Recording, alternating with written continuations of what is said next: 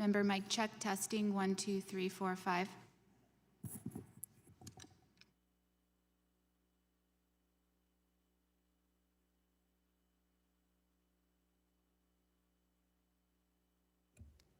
Witness mic check, testing, getting close to the microphone and sitting further back.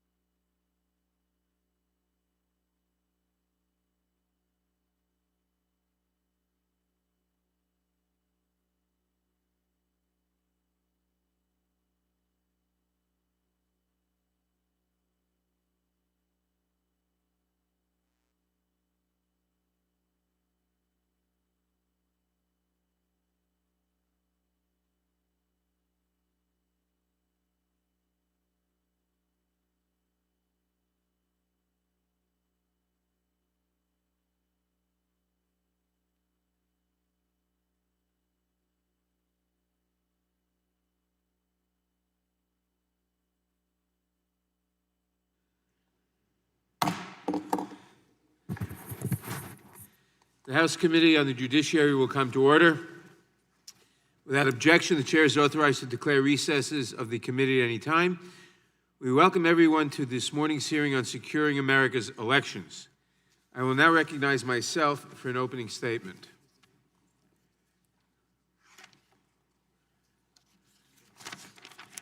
Yesterday, the Director of National Intelligence testified that, quote, "the greatest challenge we have as a nation is making sure to maintain the integrity of our election system," close quote.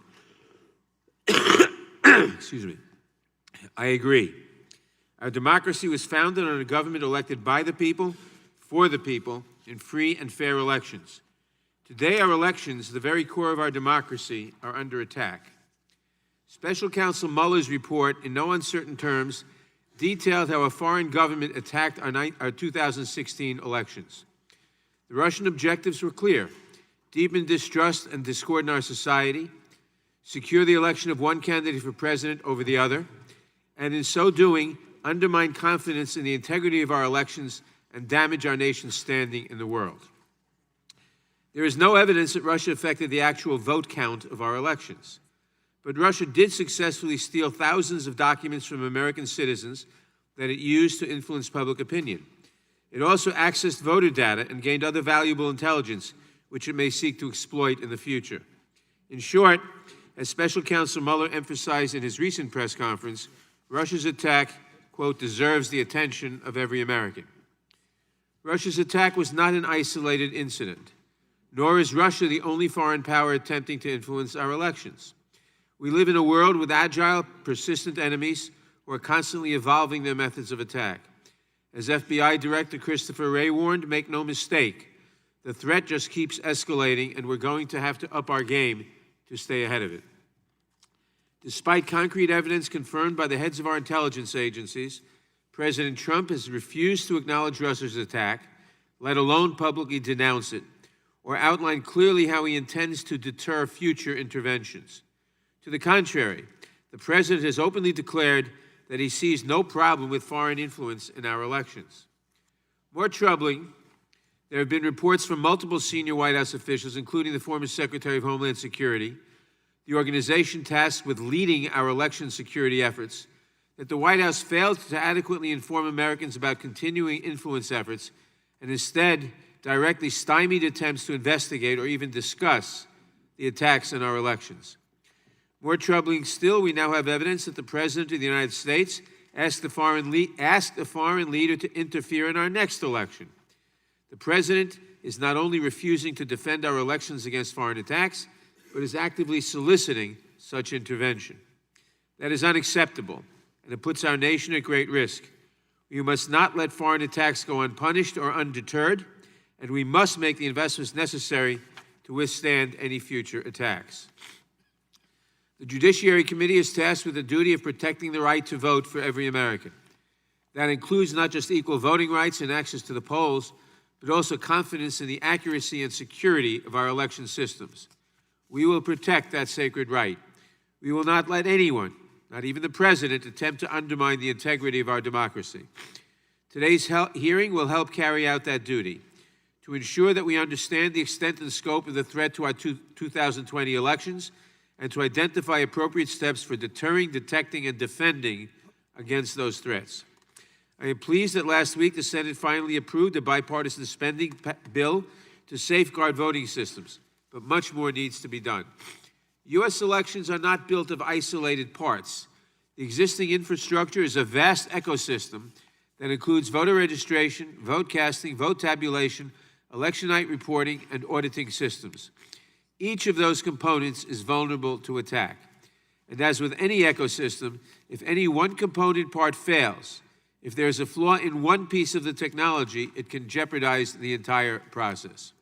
As former Secretary of Homeland Security Jay Johnson explained, the integrity of our election outcomes on a national level dances on the head of a pin. Securing our election system, therefore, requires securing each of its component parts. This begins with ensuring that we can verify all votes through post-election audits to certify that each vote is accurately counted, which will help maintain trust and transparency in the election process. We must also secure our voter registration databases, voting machines, and voting systems. A report published this spring found that in at least 40 states, voter registration databases and machines were instituted more than a decade ago.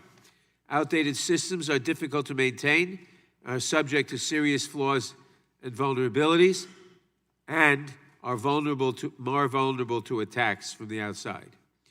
Our adversaries are agile and technologically advanced. We must be too. We must provide states with the resources needed to secure their systems and update their critical infrastructure. In addition, nearly all states and territories rely on outside vendors in some capacity.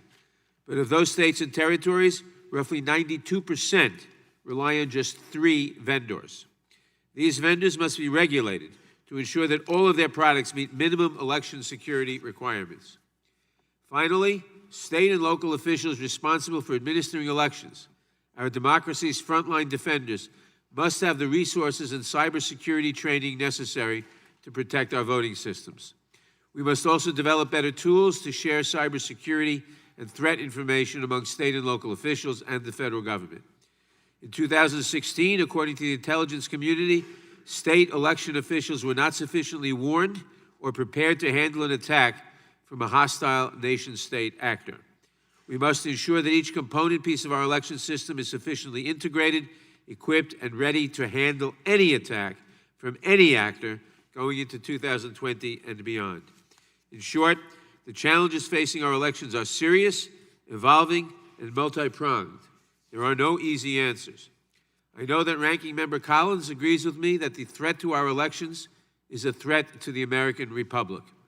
I thank Mr. Collins for his attention to this issue, and I am pleased to say that our staff jointly selected the witnesses here today. These witnesses will help us understand further the extent and scope of the threats we face and the vulnerabilities in our systems that must be patched.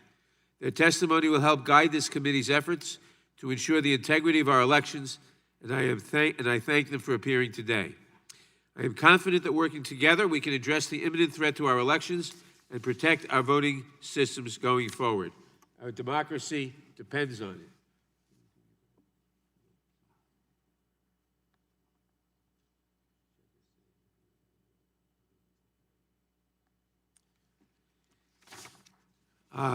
The ranking member has been detained, and I will recognize him for his opening statement after he arrives.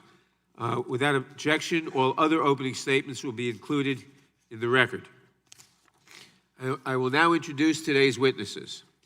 Deborah Plunkett is a senior fellow for the Defending Digital Democracy Project at the Harvard Kennedy School Belfer Center for Science and International Affairs, and an adjunct professor of cybersecurity at the University of Maryland's Graduate School. Ms. Plunkett previously served as Deputy Director and then Director of the National Security Agency's Information Assurance Directorate. She also served as the Director on the National Security Council under both President Clinton and President George W. Bush. Ms. Plunkett received a Bachelor of Science degree from Towson University, an MBA from Johns Hopkins University, and a Master of Science in National Security Strategy from the National War College. Kathy Bukvar is the Acting Secretary of the Commonwealth of Pennsylvania. She also serves as the Elections Committee Co-Chair for the National Association of Secretaries of State and as the association's representative on the Election Infrastructure Subsector Government Coordinating Council. That's a nice title. Previously, Ms. Bukvar served as Senior Advisor to the Government of Pennsylvania on election modernization, as Executive Director of Life Cycle Women Care, and as Chief Counsel for the Pennsylvania Auditor General. Ms. Bukvar also worked for many years as a poll worker and voting rights attorney. Ms. Bukvar received a Bachelor of Arts degree from the University of Pennsylvania and a JD from American University, Washington College of Law. Will the gentleman yield? I yield to the gentleman. She was my student. I yield back. I will assume she learned well. Tom Burt is the Corporate Vice President of the Customer Security and Trust Team at Microsoft Corporation, where he works to formulate and advocate Microsoft's cybersecurity policy globally, including advancing the Digital Geneva Convention, the Tech Accord, and the Defending Democracy Project. Mr. Burt joined Microsoft in 1995 and has since held several leadership roles in the corporate, external, and legal affairs department, including leading the company's litigation group from 1996 to 2007, and more recently, leading the digital trust team. Prior to joining Microsoft, Mr. Burt was a litigation partner at Riddell Williams, a law firm in Seattle, where he worked on voting rights cases. Mr. Burt received a Bachelor of Arts degree from Stanford University and a JD from the University of Washington Law School, where he graduated magna cum laude. We welcome all our distinguished witnesses, and we thank them for participating in today's hearing. Now, if you would please rise, I will begin by swearing you in. And raise your right hands, please. Do you swear or affirm under penalty of perjury that the testimony you're about to give is true and correct to the best of your knowledge, information, and belief? So help you God. Thank you. Let the record show the witnesses answered in the affirmative. Thank you, and please be seated. Please note that each of your written statements will be entered into the record in its entirety. Accordingly, I ask that you summarize your testimony in 5 minutes. To help you stay within that time, there is a timing light on your table. When the light switches from green to yellow, you have 1 minute to conclude your testimony. When the light turns red, it signals your 5 minutes have expired. Ms. Plunkett, you may begin. Chairman Nadler, Ranking Member Collins, and distinguished members of the committee, thank you for the opportunity to testify before you today. My testimony focuses on potential security vulnerabilities of our election systems and recommendations to better protect our democratic processes and systems from cyber attacks. We must take bold, decisive, and expeditious steps to address cyber threats and then assume our efforts are insufficient given the rise of attackers' capabilities. All known threats must be addressed in order to better ensure secure and trusted elections. Bad actors, whether nation-states or lone criminals, focus on gaining unauthorized access to systems that provide the best opportunity to achieve their goals, including influence, destruction, profit, espionage, coercion, or just fun and fame. Attackers can make their attempts from across an ocean or from down the street. We must treat election security as imperative for safeguarding our democracy. Intelligence leaders warn of ongoing and escalating interference attempts by multiple foreign actors who view our 2020 elections as an opportunity to advance their interests at the expense of American democracy. In the United States, elections are complex and decentralized. The United States has over 10,000 election jurisdictions. These jurisdictions vary by technology and processes. Recognizing the variety of election jurisdictions is central to developing and implementing strategies to improve election infrastructure security. While elections operations can vary significantly across jurisdictions, there are fundamental similarities in some infrastructures. Many election systems are built using general-purpose technology and commercial off-the-shelf software. While this means they are often subject to attacks popular in other sectors, it also means experts have identified some best practices to mitigate many of the risks. The key is to make sure these solutions are kept up to date. At Harvard, the Belfer Center's Defending Digital Democracy project produced a state and local election security playbook, which identifies 10 best practices that apply to all elections jurisdictions, which I'll briefly summarize today. The first is to create a proactive security culture. Most cyber compromises start with human error. A strong security culture makes a big difference as to the success of a malicious actor. The second is to treat elections as an interconnected system. Any digital device that touches election processes must be safeguarded. Device security management should be centralized and streamlined. The third is to require a paper vote record. It is essential to have a voter-verified, auditable paper record to allow votes to be cross-checked against electronic results. And the paper record must have a rigorous chain of custody. The fourth is to use audits to show transparency and maintain trust in the elections process. Auditing should be embedded at points in the process where data integrity and accuracy are critical. The fifth is to implement strong passwords and two-factor authentication. While strong passwords are important, two-factor authentication is one of the best defenses against account compromise. Number 6 is to control and actively manage access, where users should receive the minimum access required to perform their jobs. When someone no longer needs access, it should be revoked. Number 7 is to prioritize and isolate sensitive data and systems so that you know which systems should be properly protected. Number 8 is to monitor, log, and back up data. which enables attack detection and system or data recovery after an incident. Number 9 is to require vendors to make security a priority.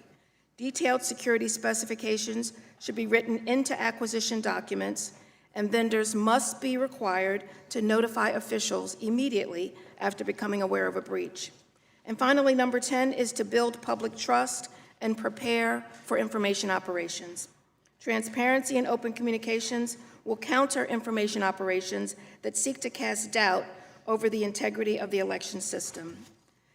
In conclusion, election systems are critical infrastructure. To protect them, the federal government must provide the requisite guidance and support by allocating resources to upgrade election systems to the highest security standards, ensuring information exchange between federal, state, and local entities is seamless, instituting security standards that vendors must follow for election systems or components, and encouraging a culture of security by keeping the American public fully informed on malicious actors' behaviors and intentions and the government's efforts to stop them. Thank you for the opportunity to participate in this important dialogue today. Chairman Nadler and esteemed members of the committee, thank you so much for your leadership on election security. As Chief Election Official of Pennsylvania, I have the privilege of working with dedicated election officials across the Commonwealth in all 67 counties to make sure that all of our elections are fair, accessible, and secure for all eligible voters. As has already been discussed, the issues surrounding election administration have become more complex and complicated because of security issues. As we know, foreign adversaries are continuously trying to influence our elections.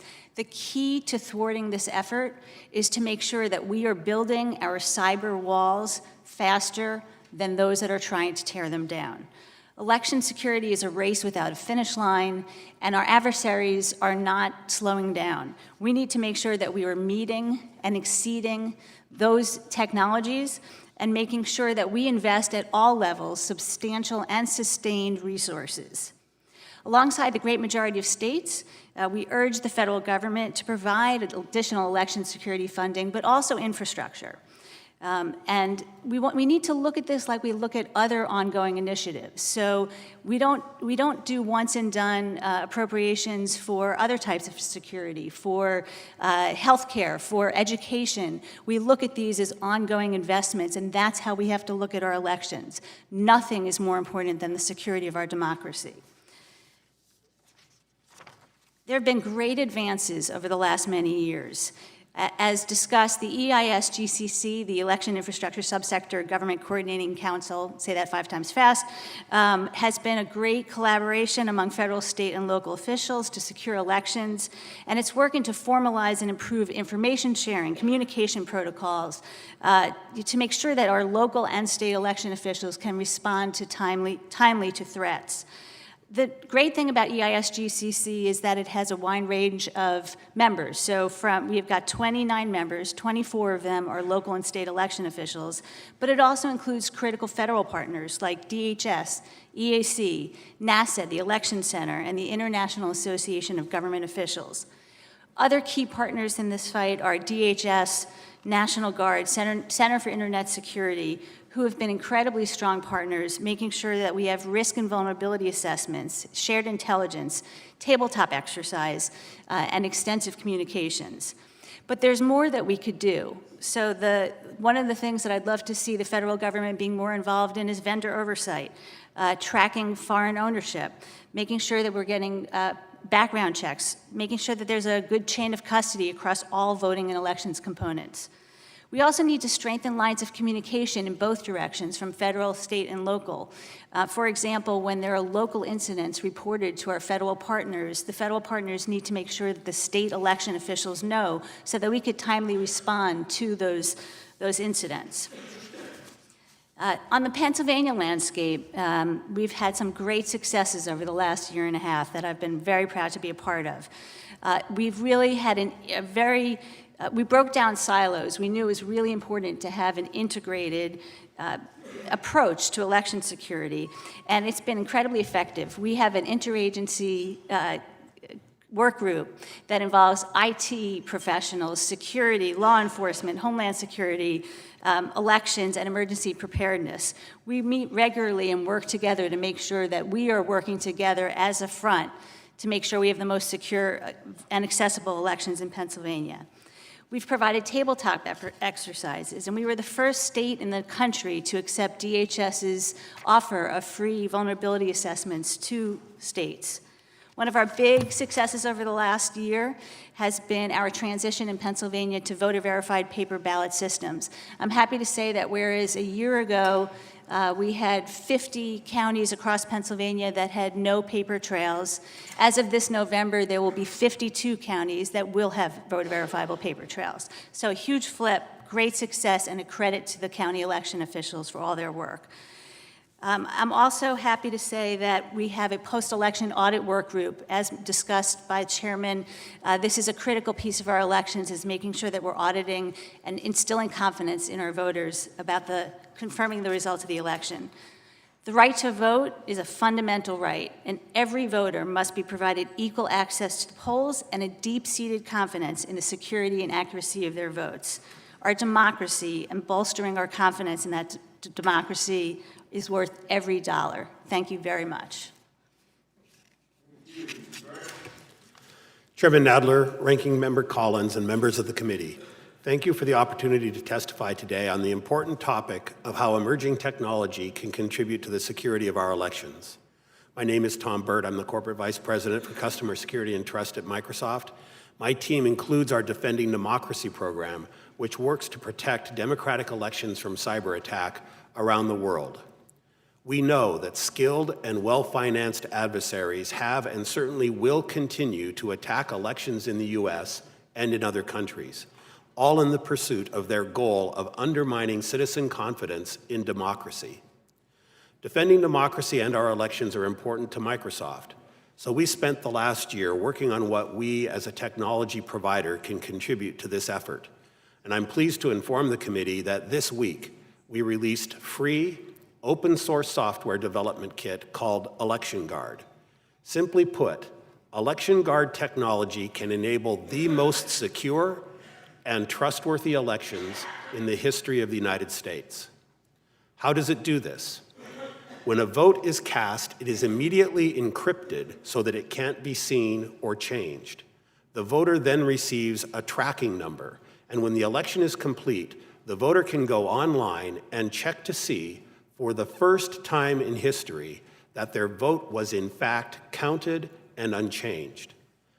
Election Guard, more than that, also enables anyone, voting officials, the media, third-party watchdog organizations, to build a verifier application that will let them confirm that the tally is correct and unchanged. All of this can be done without ever decrypting individual votes through the use of homomorphic encryption, a well-established technology that can count votes without ever decrypting the underlying data. Election Guard is designed to work with many of the voting systems in use today, including electronic ballot marking devices or hand-marked paper ballots read by optical scanners, and we have on our roadmap making it work with other forms of elections. We've made this technology free and open to everyone. Microsoft is not making any revenue from Election Guard. We've been working closely with all the major U.S. election vendors, encouraging them to build systems with Election Guard, and we're excited to report that their response has been uniformly enthusiastic. But there is a significant impediment to the rapid adoption of this and other new voting technologies: the complex and outdated federal election machine certification process. This process is more than a decade old, and it's too slow and too burdensome to enable voting officials to respond as quickly as needed to our agile adversaries. Unfortunately, this means that new machines using Election Guard likely will not be certified in time for use in the 2020 national election. This certification process also hinders basic security hygiene. Today, if a voting machine is updated with a minor security patch from a trusted vendor, it will have to go through a full recertification process. This creates a significant disincentive for election officials and vendors to deploy security patches, leaving our elections vulnerable. We're pleased that the Election Assistance Commission is in the process right now of revising these certification rules, and we would ask all of you to encourage the Commission to adopt soon new rules that enable rapid and agile deployment of new security technology and basic security hygiene. While we and others in the private sector can contribute technological advances to secure the vote, there is of course an important role for Congress.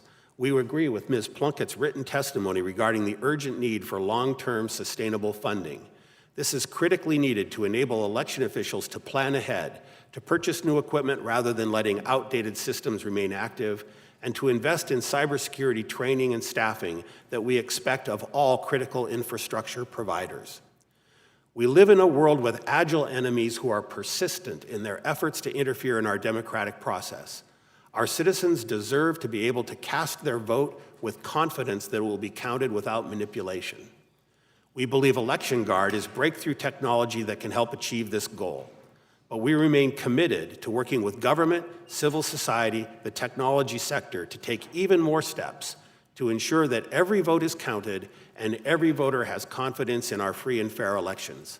The stewardship of our democracy requires nothing less. Thank you, and I look forward to your questions. Thank you. I thank all the witnesses for their testimony. We'll now proceed under the 5-minute rule with questions. I will begin by recognizing myself for 5 minutes. I'd like to focus initially on one component of our election systems that I find particularly concerning: voter registration databases.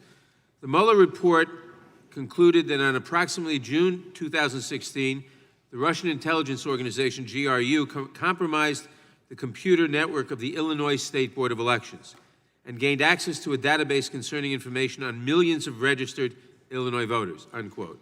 Ms. Plunkett, in this case, the Russian hackers successfully breached the databases, but they failed to alter or to delete voting records. My question to you is, if Russian hackers had changed voting records, including deleting voters from the databases, can you describe the specific possible impacts they could have had on the election? If they had altered the databases?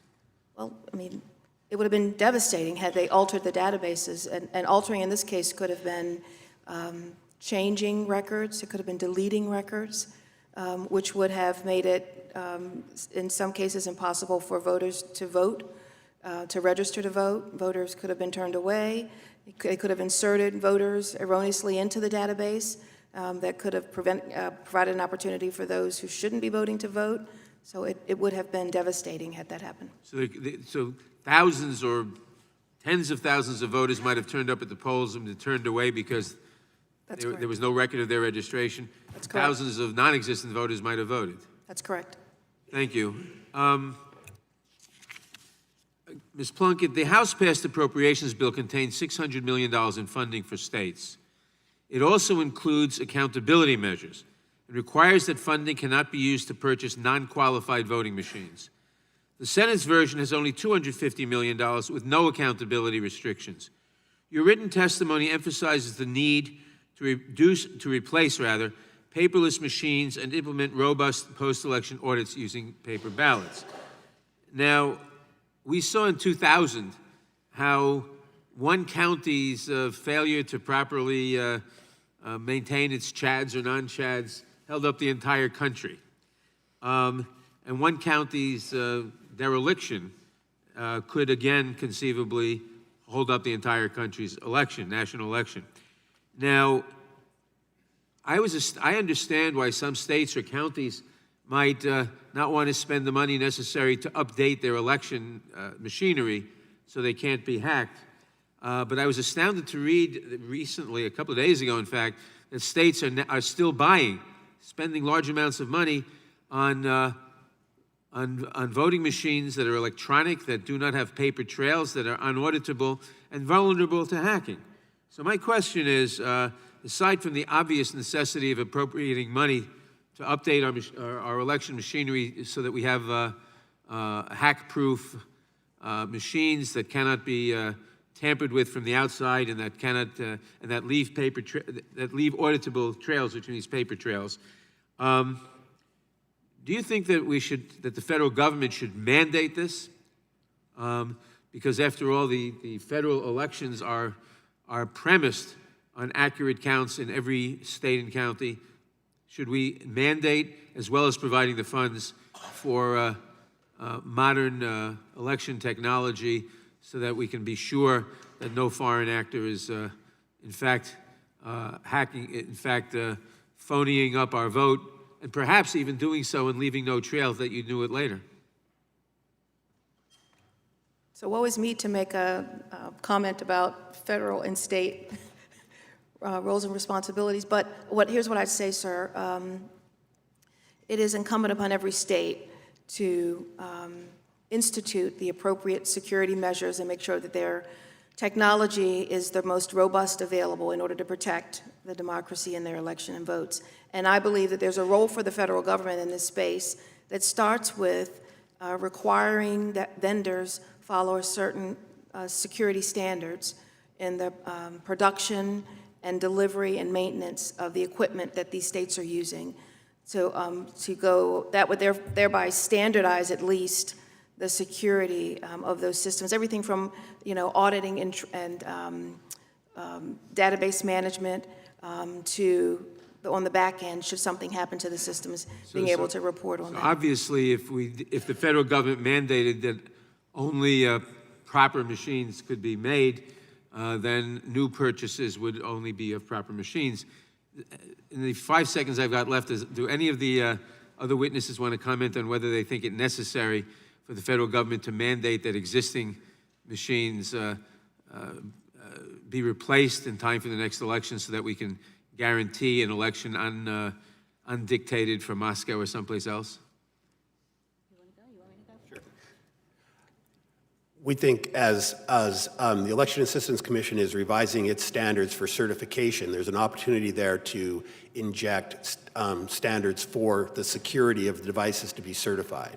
And I would caution, though, that we must be careful not to specify specific technological solutions, right, because our enemies move very quickly. We need to be agile in response. But to have basic security guidelines that are part of that certification process would be an advance in the current state and would help us secure our elections. Thank you.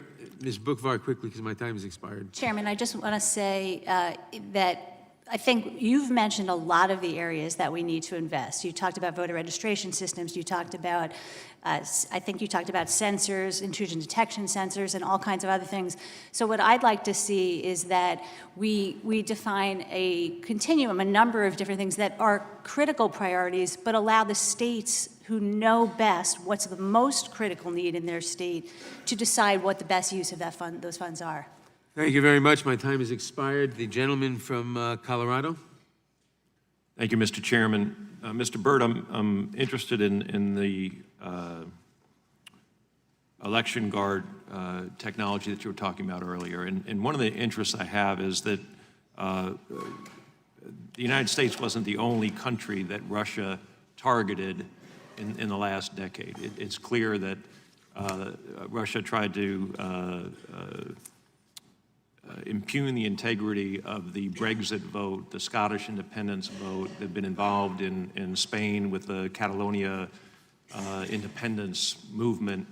Will Microsoft make Election Guard available to our allies, foreign countries, or something similar, so that we can try to make sure that democracies across the world have elections that are considered by their people to have integrity? Yes, that's absolutely our plan, Congressman. As you may know, our account guard service, which we offer for free to help protect campaigns against being hacked, we've extended that now to 26 countries around the world, and we intend to do the same with election guard technology as well. It is a free open source project, so any vendor in any country is free to take that technology and build it into election systems. We work to expand our protections to all democracies committed to free and fair elections. Okay. And Mr. Byrd, one of the things I'm interested in is exactly, you've used the word agile a number of times, and I'm assuming that there is a distinction between hardware and software when you're talking about agility, and I'm wondering if you could just explain that. When the chairman talks about, and rightfully, updating systems, I think we're in large part talking about hardware. I want to make sure that we have hardware that's compatible with whatever the software is that we need to be agile with. Yes, it's absolutely important that both hardware and software be the most secure current engineering, and there's work to do, frankly, on both sides of that.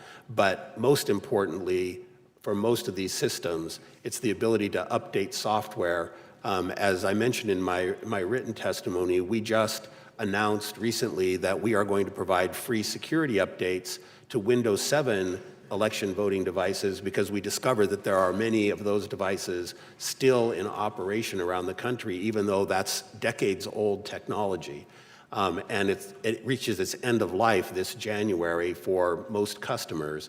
But because of the importance of securing our vote, we are providing for free those security updates through the end of 2020. The challenge, though, is, as I mentioned earlier, with current regulations, it's actually very difficult and burdensome for local officials to even apply security patches to their devices. So we need to work on both the software and hardware side of the equation to ensure that we can be agile in adopting the best technology to defend against these attacks. So for old folks like me, we think that if it's not on paper, it's not secure and it's not believable. And I just want to open this up for the young folks on the panel here. If you have an opinion on how we convince the American public, because that's really the audience in this case, is making sure the American public understands we're doing everything we can to make elections credible. How do we convince the American public that something that we can't see, that exists out there somewhere, is just as good as a paper ballot and being able to see something on paper? If I could start off, and at least I'll claim to be young at heart, Congressman, there are two really important things we can do to help establish that trust. And one which you've heard about from others, which we absolutely endorse at Microsoft, is the existence of a paper backup, at least, that can be used in risk-limiting audits. And in fact, our election guard technology supports an advanced form of risk-limiting audits, which enables voting officials to audit the outcome after the vote and show that it wasn't tampered with. So that's one important thing, is the application of audits and the maintenance of at least a paper backup so that you always have that as a resource to go to. But again, if we can get to a world where the election guard technology is broadly adopted, that provides a whole new form of voter trust, because now voters will be able to, for the very first time, actually see that their vote got counted and wasn't changed. Today, I'm from Washington State. I have no idea whether the ballot I mark was ever actually counted or not. With this technology, voters will know, which should help establish voter trust. Thank you. And Mr. Chairman, I don't often do this, but I wanted to thank you for holding this hearing. I think this is beneficial. I think it has very little to do with partisanship. I think it's important for everybody on both sides of the aisle and all around the country to make sure we have this integrity. So thank you very much. Gentleman's time has expired. The gentlelady from Texas. Thank you, Mr. Chairman. Let me add my appreciation for this very crucial hearing as well. Thank you to all of the witnesses. Let me ask one question from each of you with a yes or no answer. Do you think it is important for there to be governmental involvement in a regulatory structure, in review of the technologies as we move toward the upcoming elections as quickly as possible? Ms. Plunkett? Secretary Brockner? Bookvar, yes. And Mr. Burt? Yes, I do. Let me ask Ms. Plunkett with respect to the 2016 election and the Russian GRU officers compromised the computer network of the Illinois State of Board of Elections and gained access to a database containing information on millions of registered Illinois voters. The Russian GRU officers were able to steal data of thousands of U.S. voters before Illinois was aware of the hack. If Russia had succeeded in all these efforts, can you explain how attacking voter registration software and electronic polling stations can impact an election? Certainly, since the foundation of the voter system begins with the registration databases, which validates that a voter is eligible to cast a vote, should that database be altered in any way, whether it be destroyed or deleted or additions made to it, it could jeopardize the ability of a legitimate citizen who has the right to vote from voting, and would certainly alter the outcome of the election because it would prevent those who should be able to vote from casting their votes. In essence, it would undermine the very basis of our democracy. That's correct. Mr. Burt, you've mentioned the election guard. We're all fascinated by that. It's outstanding technology. But in your marketing to the entire world, I'm not sure what kind of litmus test you're going to use to determine whether or not it is a democratic government, and what is the potential of innocent democratic governments now giving technology of that level of sophistication to be utilized then to hack into the system. What are the protections and the firewalls on your system if by chance you sell it to an enemy, a foreign enemy? Congresswoman, we're actually being quite deliberate and careful about the countries to which we expand our services, but let me be clear about Election Guard. It's an open source project that anyone can access, and that actually leads to the security, because as people find any flaws or security flaws in the software, it can be updated. What's important to understand is that this technology is not capable of being used as an offensive weapon. What it does is secure the vote. What it does is ensure that votes are encrypted and can't be changed or altered, and it ensures that the vote can be verified and that the count can be properly verified by individual voters and by any third party. So to the extent that this technology is deployed even in countries that we would not consider an ally, it just means that their votes are going to be more trustworthy So it than they are doesn't give today. them the ability to breach or to hack into the votes of another country? That's correct. Let me ask the Secretary and Bookvar, what is the importance of having a variety of technologies that states can have access to than the limited number of vendors that we already have in terms of protecting the election process? So I think one of the benefits that we have, decentralized systems have their advantages and disadvantages, but having the variety of technology is definitely an advantage, because the likelihood of the ability to breach all the different technologies is certainly harder than if you had one uniform across the board. So it's key to keep the diversity of our system. And you only have, I think someone mentioned 3, and so having us be able to certify or legislation that deals with expanding that opportunity would also enhance the security and safety of elections. Let me, you're all lawyers, and in the past election 2016, we've determined that there were a lot of foreign operatives. Do you think it's important to have legislation that indicates that if you, an elected official or a candidate, are approached by a foreign adversary, that you need to report that immediately to an organization, agency such as the FBI? Ms. Plunkett? I'm just asking everybody across the board. Yes, I do. Yes, I do Secretary? as well, Congressman. Mr. Burt? Certainly. I ask unanimous consent to place into the record H.R. 2353. Without objection. Can an effective deceptive campaign spoofing attack be deployed through user search engine request? I'll repeat it. Can an effective deceptive campaign spoofing attacks be deployed through user search engine request? Can you just answer the question, Mr. Burt? The time of the gentlelady has expired. The witnesses may answer the question. Yes, that's possible, although a more fulsome answer would take a considerable period of time in terms of how that would work and how we can defend against it. The time, I agree, yes. All right. Thank you. I yield my time. gentlelady yields back. Gentleman from Florida. Thank you, Mr. Chairman. I'd like to associate myself with the comments of the gentlelady from Texas and the gentleman from Colorado that election security issues must be viewed as a bipartisan endeavor for us to be able to make progress, and that all voters deserve to have confidence in that process. I must say it was a little disheartening that the chairman began the hearing by taking a bunch of partisan shots at the president. I don't understand how that is helpful to the work that we're doing here, and really thinking in terms of the value of elections most broadly, I fear that the greatest risk to our democracy may not be hacks or interference with the vote. It may be the efforts by radical Democrats to try to impeach a president who was duly elected.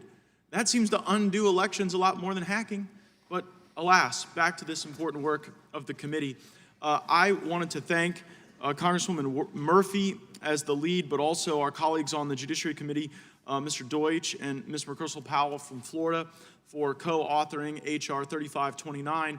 And this bipartisan legislation requires the head of the Department of Homeland Security to notify state and local election officials in the event of some intrusion or hack.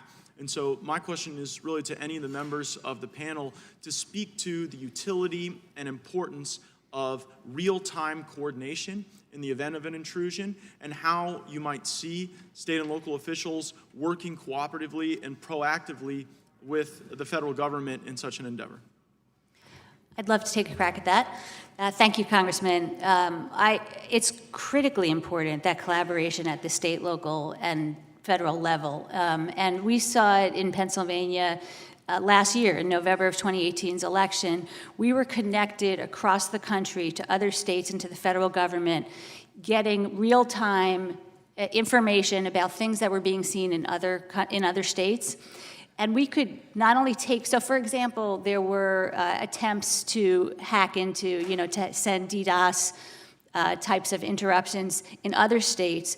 IP addresses were identified, passed along to other states. We then, in turn, were connected across the state to the 67 counties, could pass along those IP addresses so they could block it proactively before having to happen. So that it was literally in action collaboration that protected our elections. So that kind of thing, both before, during, and after, is critical in order to make sure that we have the most secure elections possible. Congressman, if I may, in 2018, under the direction of Director Krebs from CISA, there was a war room established at the federal level to which technology providers, state and local officials were all invited. We participated in that, and that was a good step forward. But what you suggest is absolutely critical. I agree that the more efficient we can have communication between all federal agencies who are aware of attacks in real time with state and local officials, and also leading technology providers who stand ready to assist with this effort of protecting our elections, the better it can be. So we need to improve and expand on that rapid real-time sharing of threat information at the time of the election and before then. I agree with both, and I just also add it's critically important, and I think a good role for the government to create the environment where information sharing can happen without restrictions, in a smooth and precise and expeditious manner, such that everyone who needs the information can get it and it's presented in a usable fashion. And I would not limit that to state and local and federal, as has already been stated. Vendors, they're very good threat intelligence organizations that are doing a great job in uncovering good information that needs to be a part of this dialogue. That is incredibly helpful advice, especially when I think about the experiences in Florida where hackers masquerade as the vendors. So they would seem to be an important part of that community, and that's very helpful. I would also observe that there seems to be some confusion in Florida as to the extent to which any hack could lead to voter manipulation in future elections, not based on changing the tallies of the votes, but by potentially manipulating someone's name. I'm Matthew Lewis Gates II, but if someone went and changed my name to just Matt Gates on the voter rolls, potentially I would have a hard time having my vote counted. And so this may be a broader question than you're able to answer, but I am interested, and I think the Judiciary Committee could perhaps partner with others on the utility of blockchain technology to enhance the security of elections, because in an immutable, decentralized ledger, I would think that such a manipulation of the voter rolls themselves would be less likely. I would seek any comment anyone would have. I appreciate the chair's indulgence. I think there is certainly the opportunity for blockchain to be relevant in this space. But if we think now about the American public and their understanding of voting and voting systems, we are talking about paper ballots as a backup. And generally, people understand that. Blockchain technology is very complicated and is untested. I know it's being tested in West Virginia, as I understand it. So I think there's a possibility, but it's not something that I think is ready for use for a general or primary election.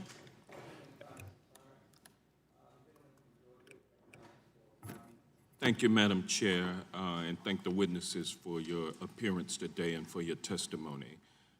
Ms. Plunkett, the Center for American Progress recently reported that, quote, voting on paper is the most hack-proof way of conducting elections, and you agree with that, do you not?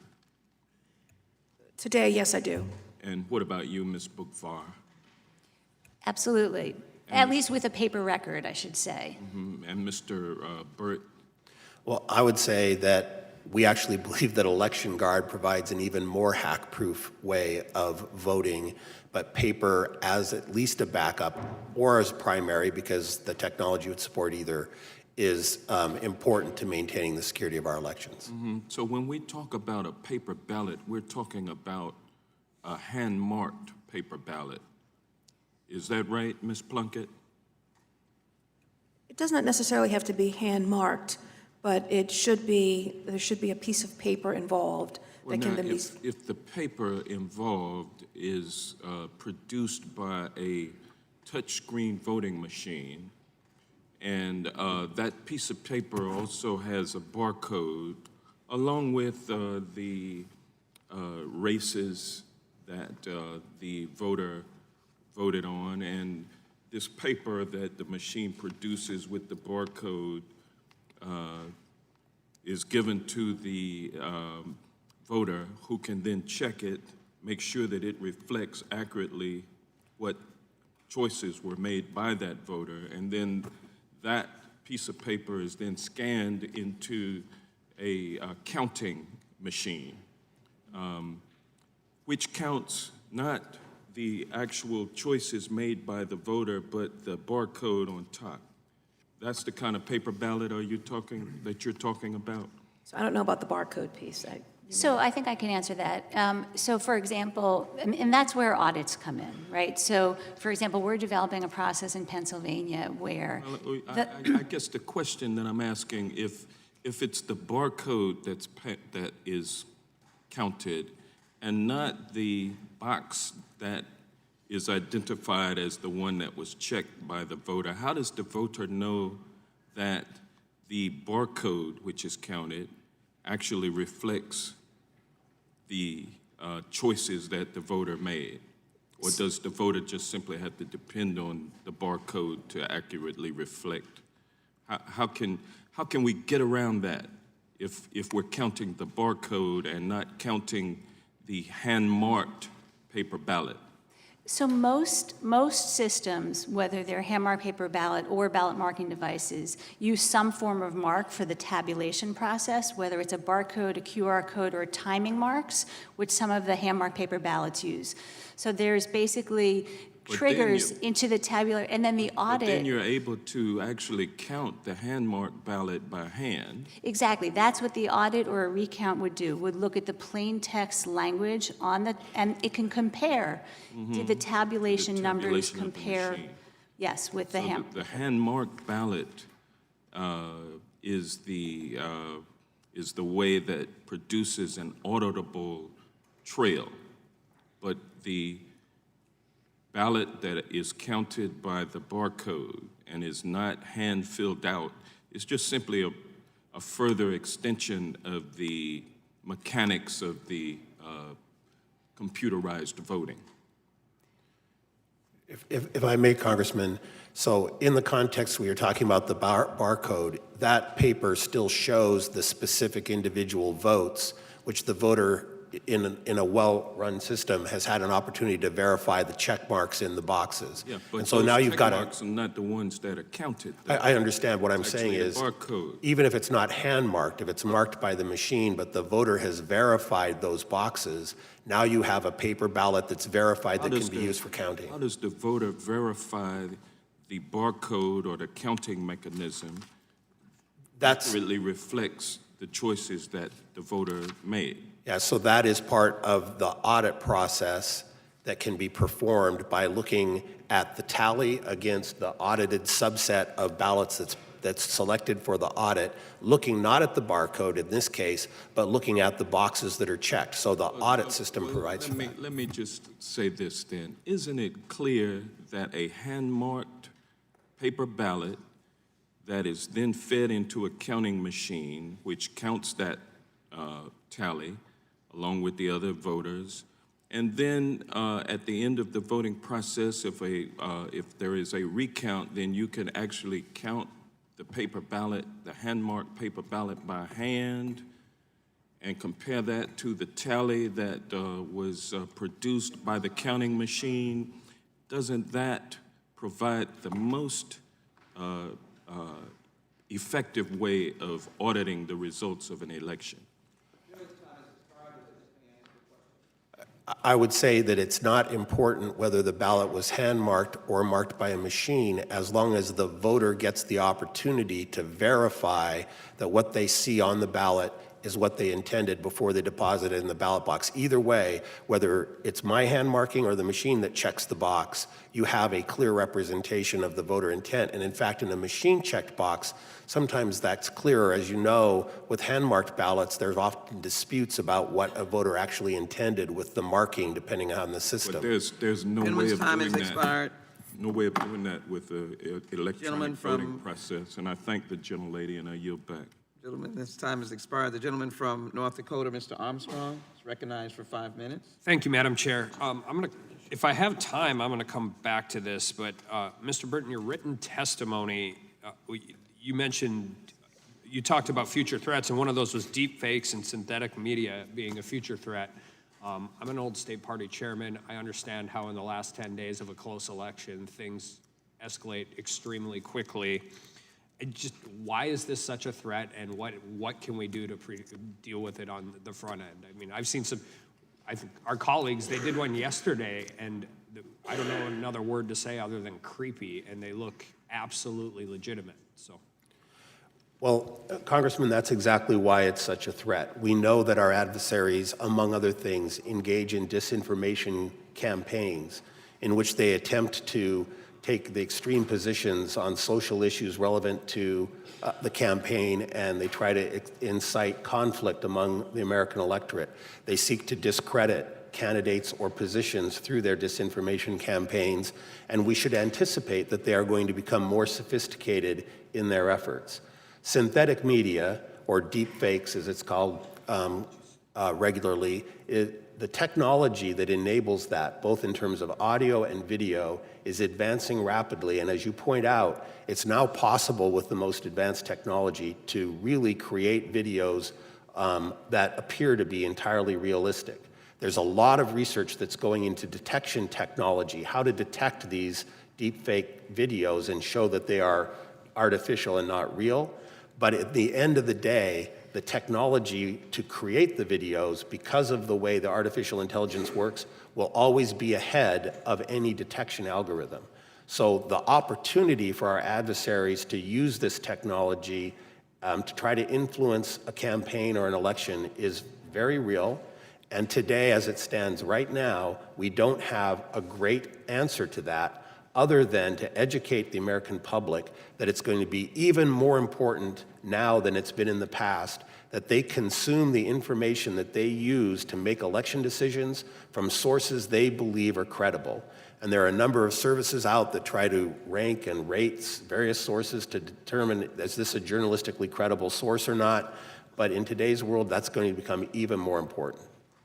Thank you, and I get criticized for a lot of things I say, so I'd prefer that I not get criticized by things people make up that I say.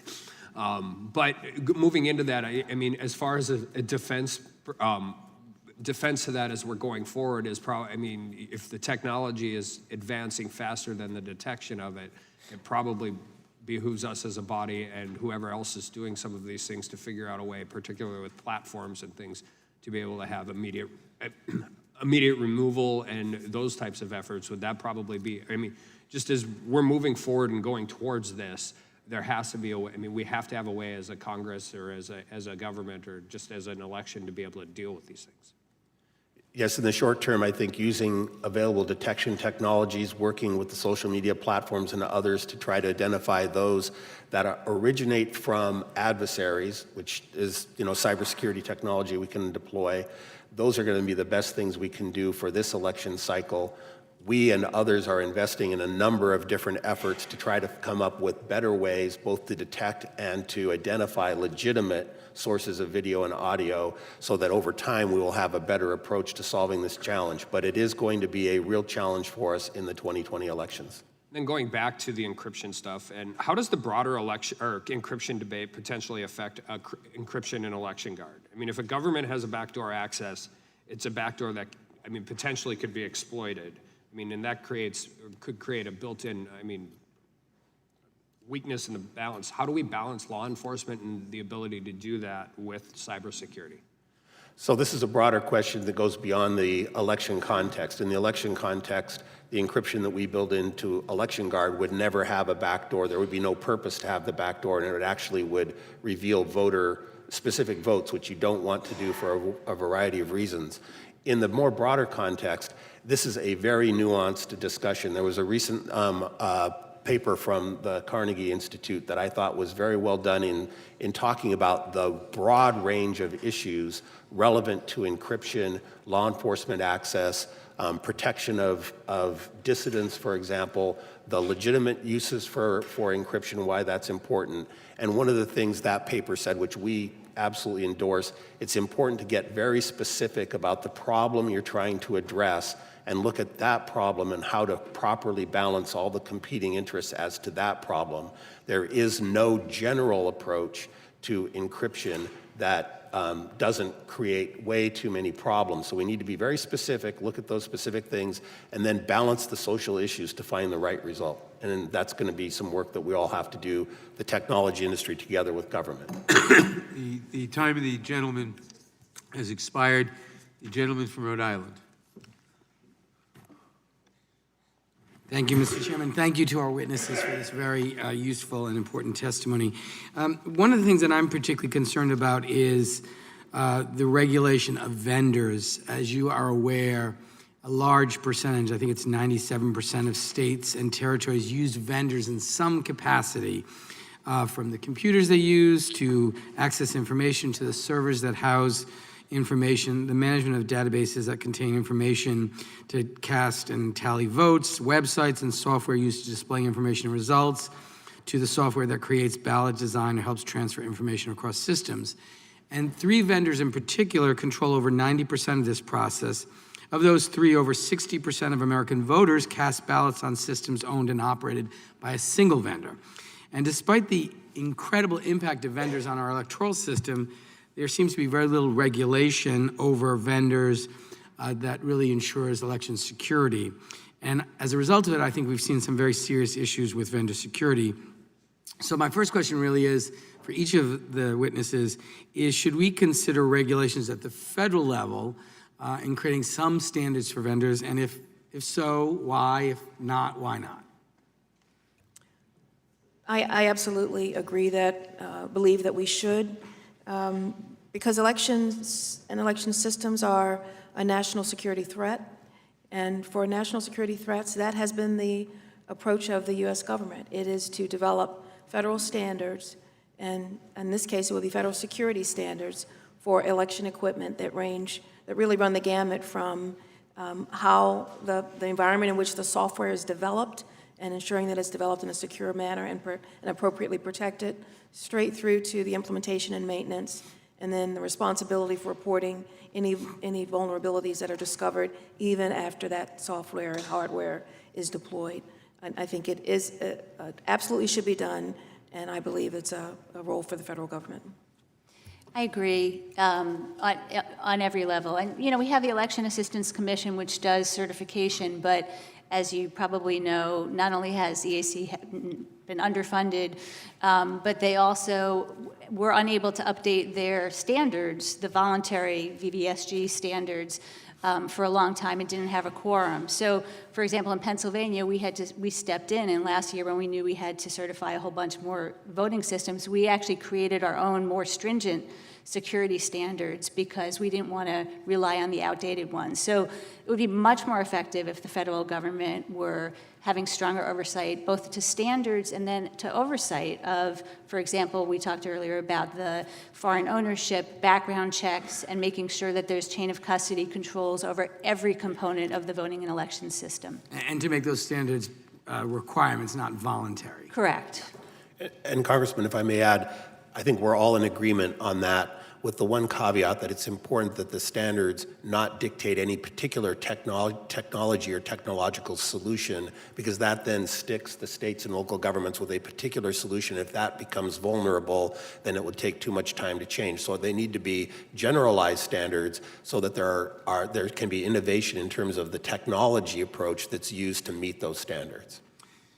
That makes sense. In addition to the establishment of mandatory standards, are there other things Congress should be thinking about with respect to the role vendors play in our electoral process and the integrity of our elections?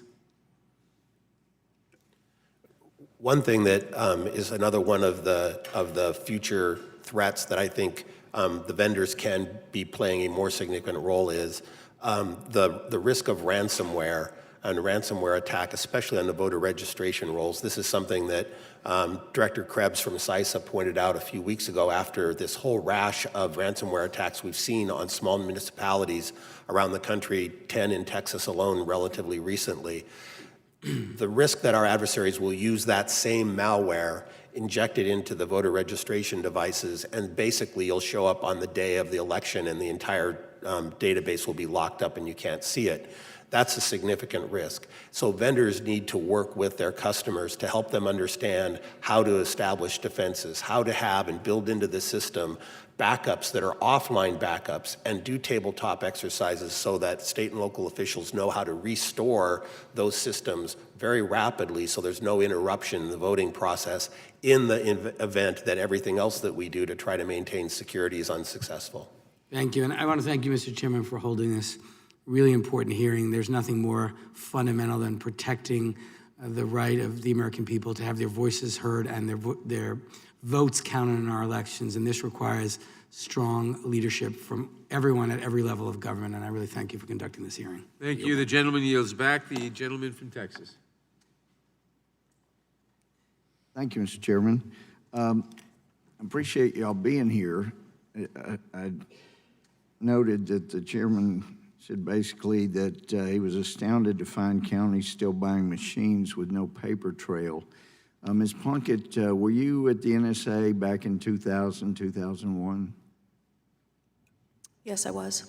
Do you remember who mandated that every county or parish in America buy electronic voting machines and there was no requirement for paper trails because that was more expensive? Do you remember who mandated that? No, I do not. Well, I was working for the state and county as a judge, and counties were outraged that they had an unfunded mandate by this Congress that some people here were in.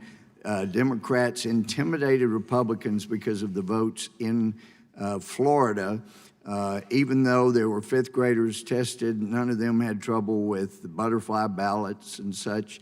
Apparently people that were trying to vote Democrat had a lot of trouble with them. So there was outrage, there was demand for electronic voting, and the federal government, Congress mandated it. And it was very, very difficult for counties, many counties, to come out of the financial burden that this Congress put on them. And so if some of them have had trouble recovering financially for the poor mandate from this Congress, then hopefully they'll be forgiven. But Mr. Burt, It's wonderful that Election Guard is being provided by Microsoft to help secure elections.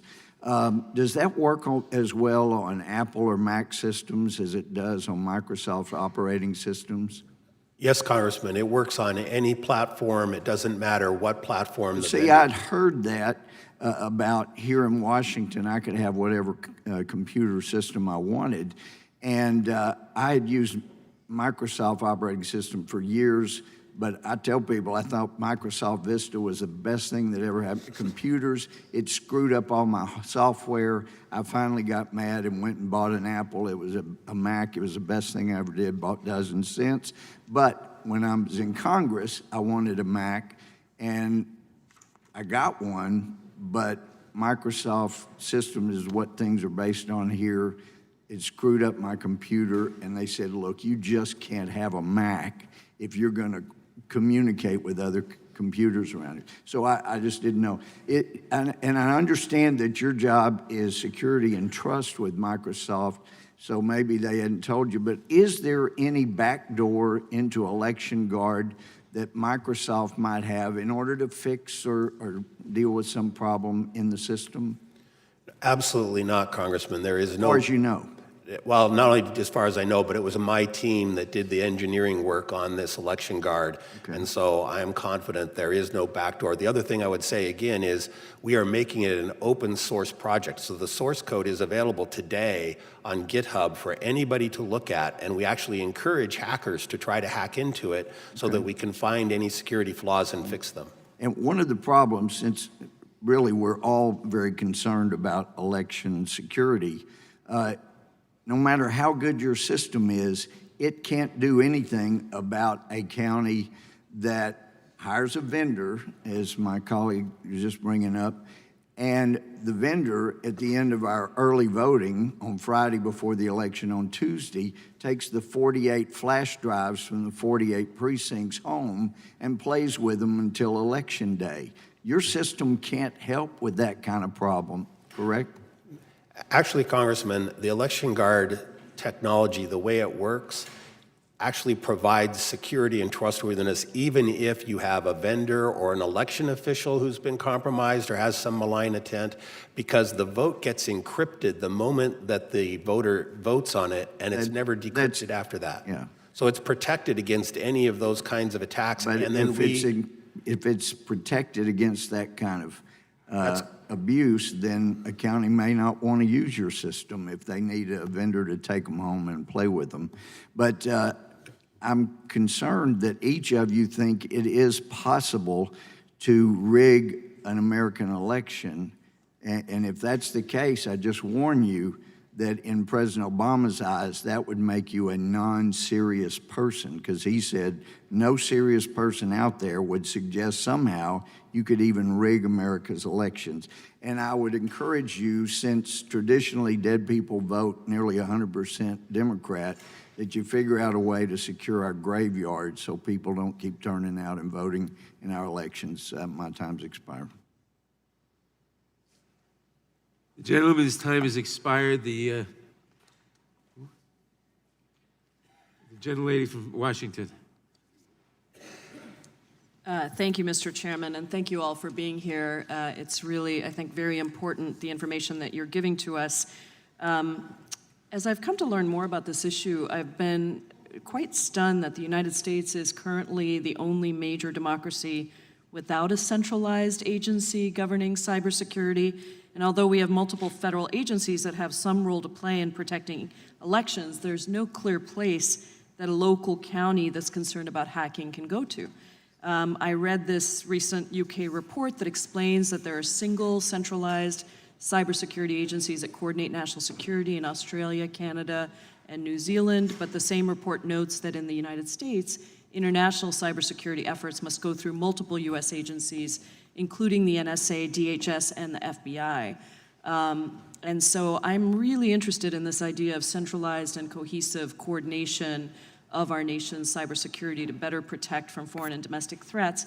Mr. Burt, I want to thank you for your work and say how proud I am that Washington State is Microsoft's home state and that I have the honor of representing many, many, many Microsoft workers as my constituents. And I think you have brought up some really, you've done some really important work with the election guard technology. I'm curious, I know you just released it.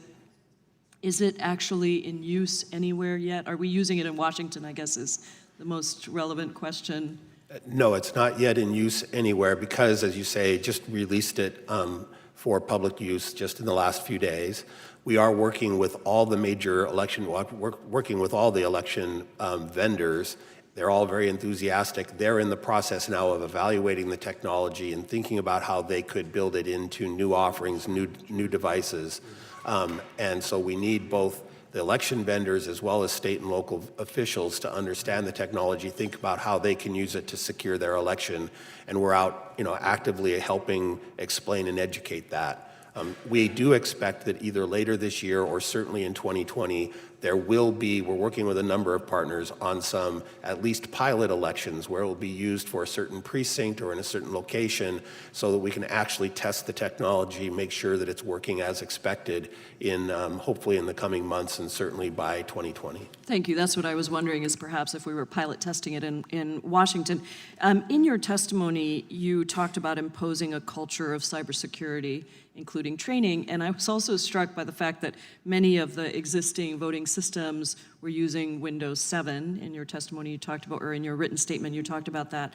How do we, and maybe this is a question for you, but also for you, Ms. Boockvar, how do we make sure that we are providing the support and incentivizing in some way states and local counties to update their technology? Because we can have the best stuff, and we can put it out there, but if people don't continue to update, we're going to have this problem. But do either of you have comments on that? Well, I think you've heard a number of comments that address that already today from the testimony. I would say we basically endorse the comments from both of the other witnesses, which is, among other things, a set of consistent federal standards on security for elections would be useful guidance. But you also need to have a sustained, durable, long-term funding solution so that state and local agencies are not stuck because of financial considerations with outdated technology. This is just too important to our democracy. We need to make sure that we have the most secure systems possible in every state and local election. Is it just about money, though, or is it also about people's fear of how to use technology, not perhaps having their technology officers in place? Either of you, please. There's a role really for lots of different pieces of the puzzle here. So from everything from, sorry about that. We were talking earlier about how it would have been great if the new systems, for example, in Pennsylvania that we just certified over the last year, it would have been great if they were never made with Windows 7 so that there was an earlier sort of prevention measure in place that just involves regulation at the front end. But then, I think at the county level and at the state level and at the federal level to have easier certification. So when there is the transition and the upgrade of technology, we need to be able to make sure that those systems can be in use without being out of play for a while. So there's a lot of different levels of it. You mean made with Windows 7 as this, because things have an operating system within them, but what do you mean by that? So that's their operating system base. So for example, it would have been great if all of the systems that were even being made over the last year were already Windows 10. Some were, some weren't. I see, that they were updated as they were being put out. Correct. And the counties, there were negotiations, in terms of the money piece, there were negotiations with the vendors to make sure that they weren't going to charge for the upgrade, but it would have been better if there was never a need for upgrade because they had been made with Windows 10 to begin with. Thank you. I yield back. The gentlelady yields back. The gentleman from Virginia. Thank you, Mr. Chairman, and I'm grateful to you for holding this hearing today. It's an issue that has been in need of examination for some time, and I'm hopeful that after today's hearing we'll be able to act on some of the excellent ideas that have been discussed this morning and many others that have been put forward by members on this committee. While the responsibility of carrying out elections is one mainly for local and state governments, the federal government does have a critical role to play, as has been discussed. It's a fact that other countries are trying to interfere in U.S. elections, Russia most notably, and we must remain vigilant to ensure that foreign adversaries cannot meddle in our electoral process. New threats will never cease, and our nation must stay on the cutting edge to ensure our elections remain secure. Our laws guarantee the American people just and fair elections, and it's our duty to carry out that mandate and resist all forms of tyranny that threaten our freedom.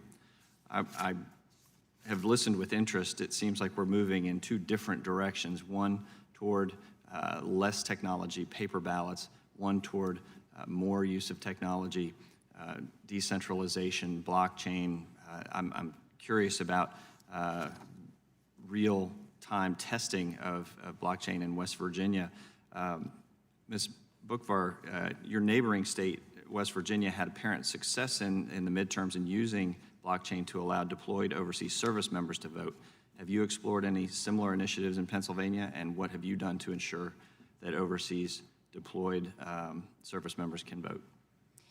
So we have not explored directly. We are, I think, across the country, we're very closely talking with West Virginia and watching how this goes. I think it did seem that the first run of it was successful, but I think, like we all know, there's a lot of risks with using untested technology. So I think that's going to be something to watch over time.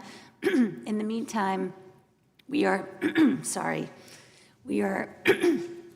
effectuating an encrypted email process that's going to be used for the first time. I'm sorry, I lost my voice, but that's going to be used, that's going to allow, instead of having to access a website, encrypted emails for delivery of the ballot to the voters, and that's kind of our next technology way to protect the vote overseas, of overseas voters.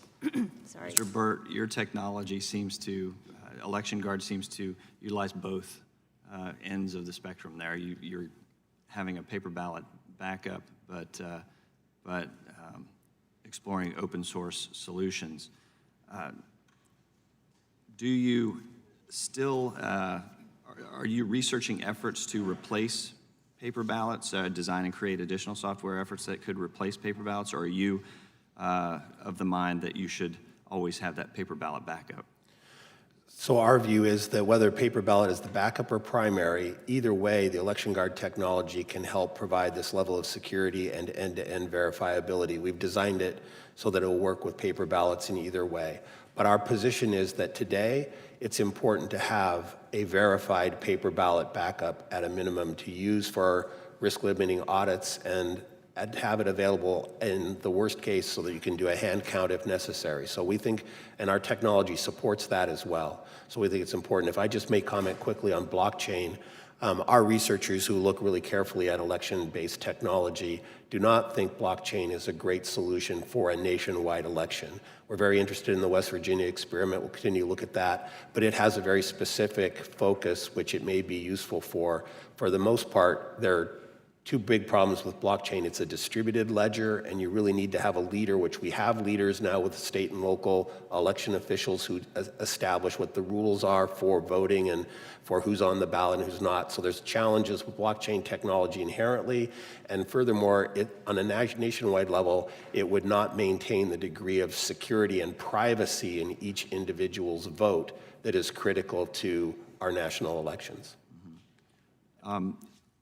You've been working globally on this effort. Have you seen in other countries any evidence that of hackers and whether your work in other countries on those issues has led directly to denying hackers an option to penetrate election infrastructure?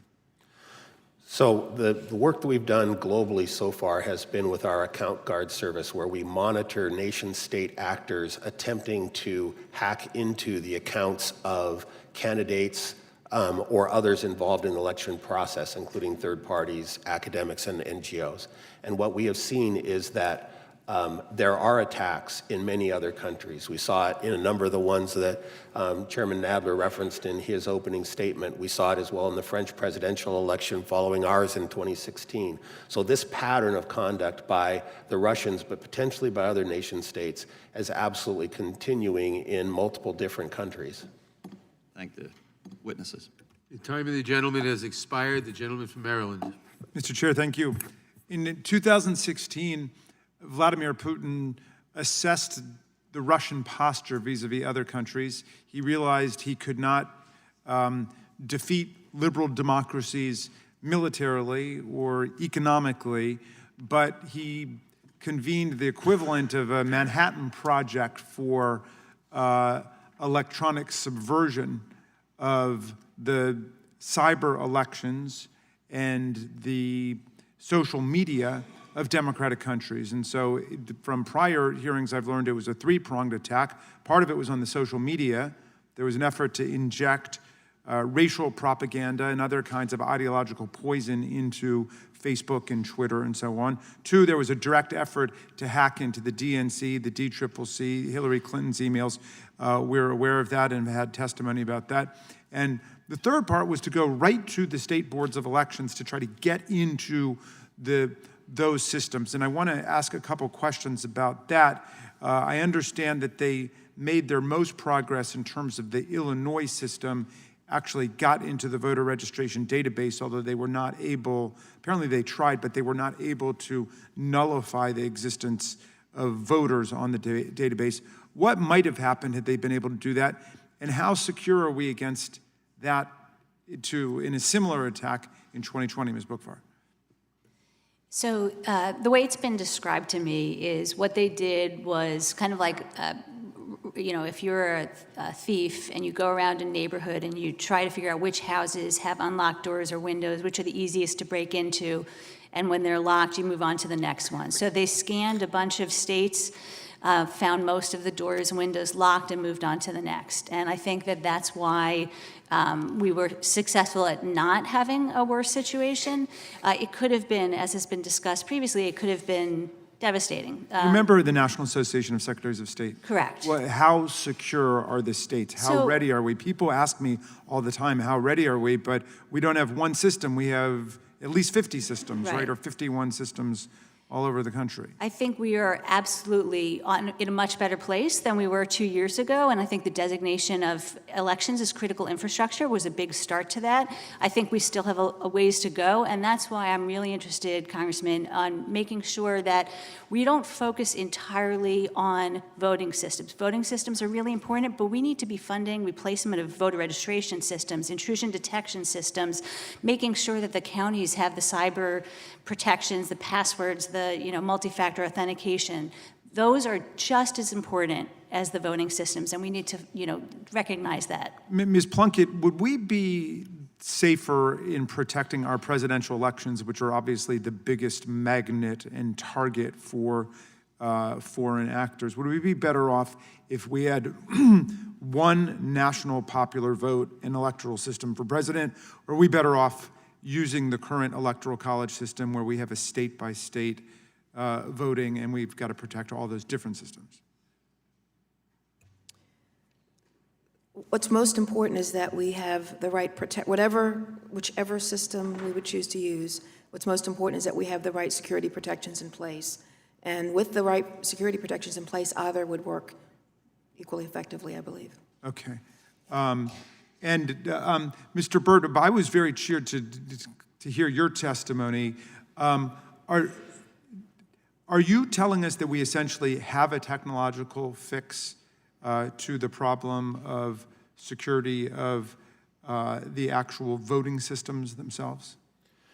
Yes, Congressman, we think the election guard technology, once it's implemented in devices and those devices have been adopted, will provide a high degree of security, and more importantly, will provide this end-to-end verifiability, which will enable individual voters and voting officials to be able to trust the outcome, with the ability to have audits as a backup to add a layer of verifiability and trust in the system. And it will promote a lot more confidence in the reliability of the results. Yes, ultimately it would provide a much greater degree of confidence in the outcome, in part because individual voters, for the first time, will see that their vote actually was counted. Yeah, I mean, all of you have emphasized that our electoral integrity is a matter of national security.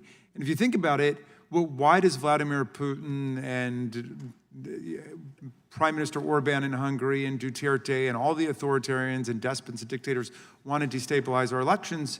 It's because they want to destroy people's faith and confidence in democracy. They would like everything to be about authoritarian despots who just make deals around the world and go and corrupt each other's elections and interfere in each other's governments. I yield back. Thank you for your testimony. The gentleman yields back. The gentleman from Pennsylvania. Thank you, Mr. Chairman. Mr. Burt, thanks for coming in today, and thanks for all you're doing to make our elections safe and protecting democracy. I just wanted to see if you'd like to speak about why Microsoft got into the election space, and just generally speak, say if there's anything more you want to elaborate on Election Guard.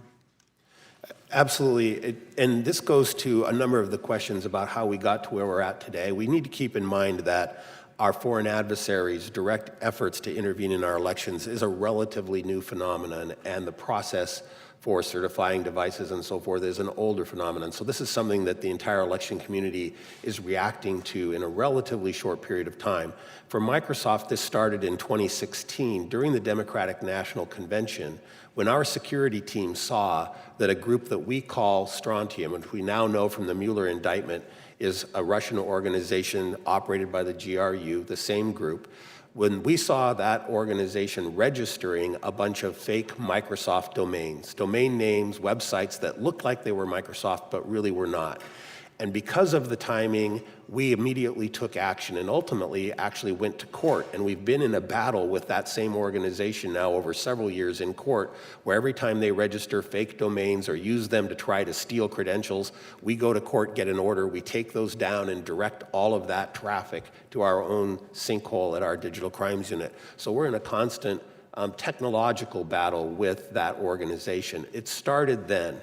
And then as we fast forward over the next year, I had a conversation with our president, my boss, Brad Smith, and we talked about the obligation we have as a company based in a democracy, founded in a democracy, to help protect, however we can, those democratic institutions and our voting process as a core democratic institution. And that's when we founded our Defending Democracy program, which we're going to continue to invest in and advance in coming years. Thank you again, Mr. Byrd. I really appreciate all you're doing. And with that, I would yield the remainder of my time to my friend and colleague from Florida. Thank the gentleman for yielding. Mr. Chairman, I initially have a unanimous consent request that H.R. 3529, the bipartisan election security legislation I referenced earlier, be entered into the record. Without objection. Thank you. And I want to return to this issue of paper ballots versus blockchain technology. And I know that we all likely have a lot to learn on that. Mr. Burt, do you view blockchain technology as potentially being more applicable to the voter rolls and the maintenance of the rolls and ensuring that there's no manipulation of those than to the actual vote itself? Or would you view the technology as applicable or inapplicable to those two silos of election data separately? So I think you do need to evaluate those two things separately because they really are different problem sets, right? So you need to look at the problem set and what you're trying to address. And there's two different problem sets between voting, where we don't think blockchain is a great solution for a nationwide election, and the voter registration rolls, where, to be honest, it's something I need to go back and talk to our experts about whether it's a potential solution. Offhand, I'm not sure that it is because, again, you don't really want, in the context even of a voter registration roll, you don't want a distributed ledger. You want a ledger with a leader. Why is that? Because you want to have someone who has the decision-making authority about what's a legitimate registration and what's not. And in a distributed environment, that's being determined by every other participant in that environment. Now, there may be a way to make blockchain applicable to the voter registration process to help with this security issue. I want to go back and talk to our experts, but offhand, I think it's probably not the right technological fit. So, yeah, and again, I'm not asserting that it is. It's just very interesting to me that it seems to be less susceptible to manipulation because in the event that you had the circumstance you described where someone was attempting to manipulate the data, instead of us relying on one supervisor of elections, a Department of State, or even some of these joint task forces that I think we've very productively discussed today, you would have potentially thousands of different nodes and capabilities to be able to diagnose that manipulation. My concern now is if you can essentially flummox a supervisor of elections, you can manipulate the voter rolls. And as I sit here today, having received the briefing that I know my Florida colleagues received, I'm not certain that in my state there wasn't some manipulation of the voter rolls, and no one's been able to reflect that certainty to me. And so I'm just trying to kind of democratize the oversight of that system potentially. And so again, I don't expect anyone to be an expert on this. I think we've got a lot to learn about it. But I just reject the premise that only a piece of paper gives us a sense of a lack of manipulation. I don't disagree with that, Congressman, and if I may, I'd The like to go gentleman's back time and- has expired. The witness may answer the question. Thank you, Chairman. Let me go back and we come back to you and answer the question more specifically about blockchain and voter registration rolls, whether that or some other approach is the best means of securing those rolls. Thank you. I yield back. The gentleman yields back. The gentlelady from Florida. Thank you so much, Mr. Chairman. Thank you to all of our witnesses for being here. I am from Florida, and I represent Florida, and I do agree with my colleague's earlier statement from Florida that every voter, regardless of their party, where they live, their zip code, deserves to have their vote counted. So thank you very much, Mr. Chair, for this very timely and important hearing. Mr. Burke, I'd just like to ask you, have you faced any obstacles at the federal level with implementing Election Guard? And if so, what have they been? We have not faced any obstacles at the federal level to implement Election Guard. Now that the technology is actually out and available for inspection and deployment, we expect to have continued conversations with a number of representatives, federal government, where we will explain the technology and how it works. But I don't anticipate actually any federal level resistance, because I think we are aligned with the federal interests, especially those of CISA and others responsible for our election security. And if you could state again, what's the timeline of implementation? So the technology is available right now for implementation in devices. The timeline is complex, and that is a bit of a problem. It's complex for a number of reasons, some that really government can't do much about because the vendors have to inspect the technology, determine whether they want to put it in devices. There has to be a demand from state and local vendors for the technology, which we think there will be based on our conversations so far. But then once those are available, there has to be the funding at the state and local level to be able to deploy the new devices that implement the technology. And all of that is subject to this currently outdated certification process that takes too long, it's too burdensome, and it's too hard. And those rules are being updated right now by the Election Assistance Commission, but we need to make sure that they're updated in a way that provides much more agility and flexibility. So you've got all of those pieces that need to come into alignment. We're confident they will. We're confident we'll have some pilot elections utilizing this technology no later than 2020, but the sooner that it can be deployed in order to see our elections, the better.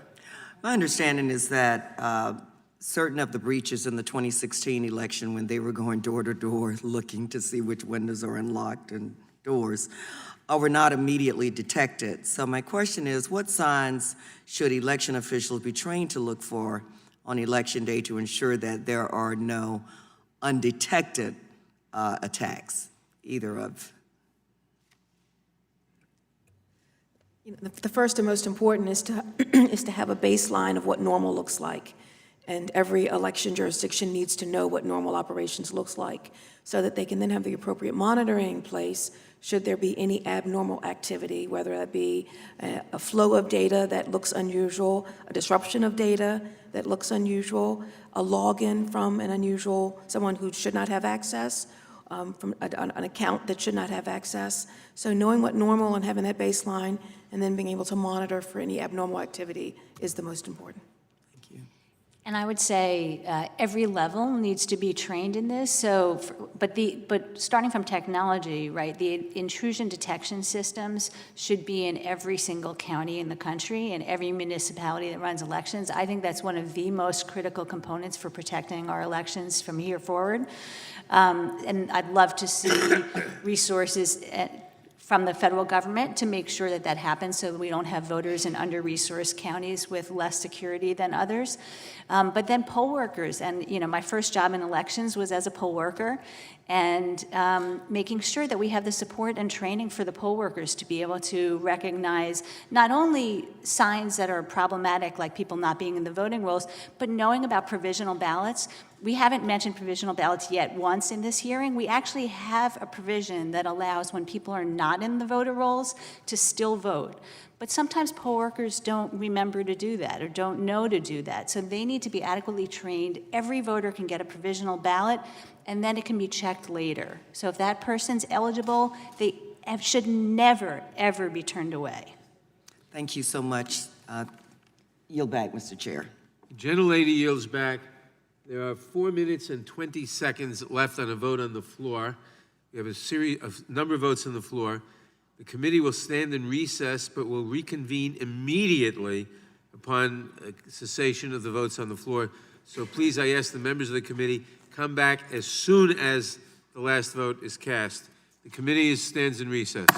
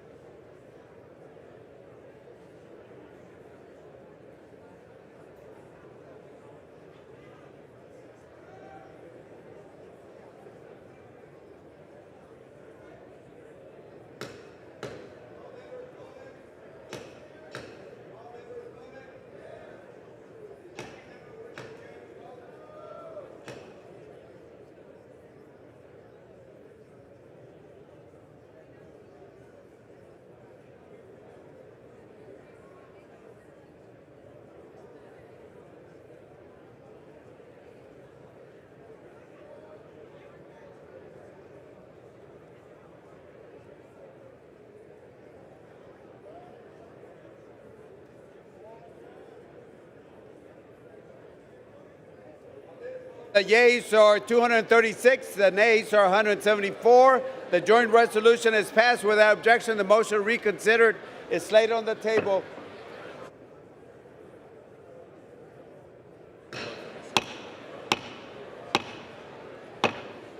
Members, can we have order?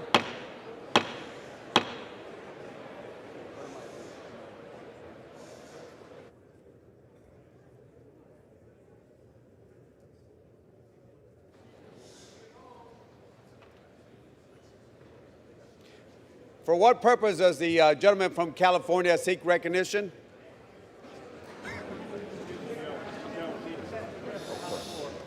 Without objection, will the gentleman hold? Members, gentleman from California is recognized. Thank you. Thank you, Mr. Speaker. Mr. Speaker, I rise today with my Democratic and Republican colleagues to present to you, to present to this body, a trophy that recognizes something that hasn't been done in over a decade. Now, I'm not talking about the 2009 Raise the Wage Act.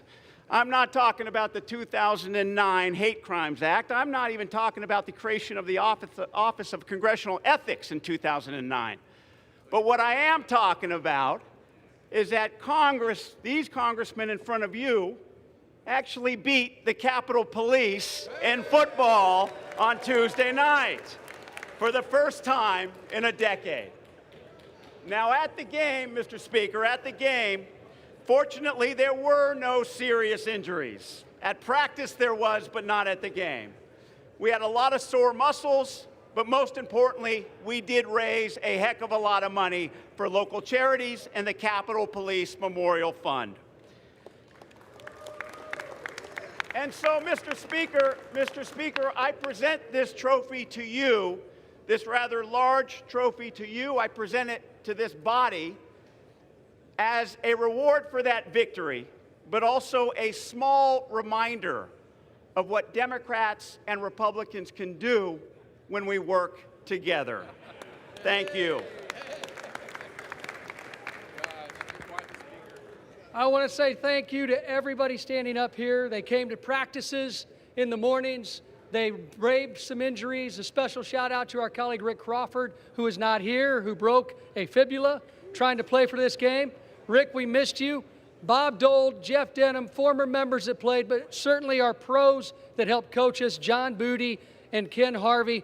All of you deserve thanks. And please, whenever you see these great Capitol Police officers, thank them for what they do each and every day for us and for the millions of visitors that come to this institution.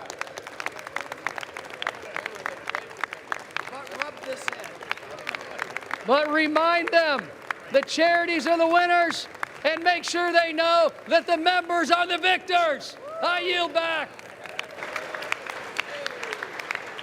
Thank you, Mr. Speaker. I yield back. Pursuant to Clause 8 of Rule 20, the unfinished business is the vote on the motion of the gentleman from California, Mr. Correa, to suspend the rules and pass H.R. 3722, on which the yeas and nays are ordered. The clerk will report the title. Union Calendar number 152, H.R. 3722, a bill to amend the Homeland Security Act of 2002 to authorize a joint task force to enhance integration of the Department of Homeland Security's border security operations to detect, interdict, disrupt, and prevent narcotics, such as fentanyl and other synthetic opioids, from entering the United States and for other purposes.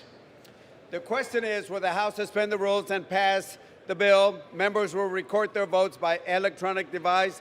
Members, this is a 5-minute vote.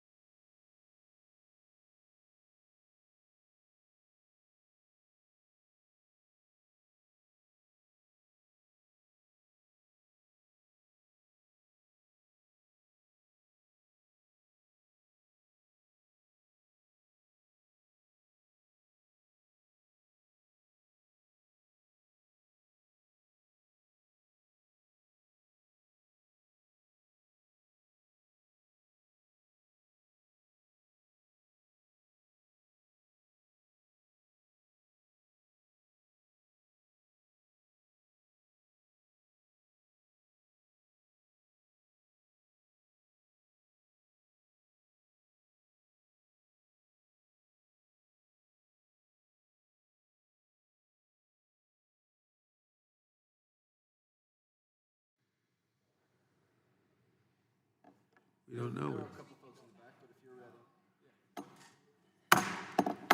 The committee will come to order.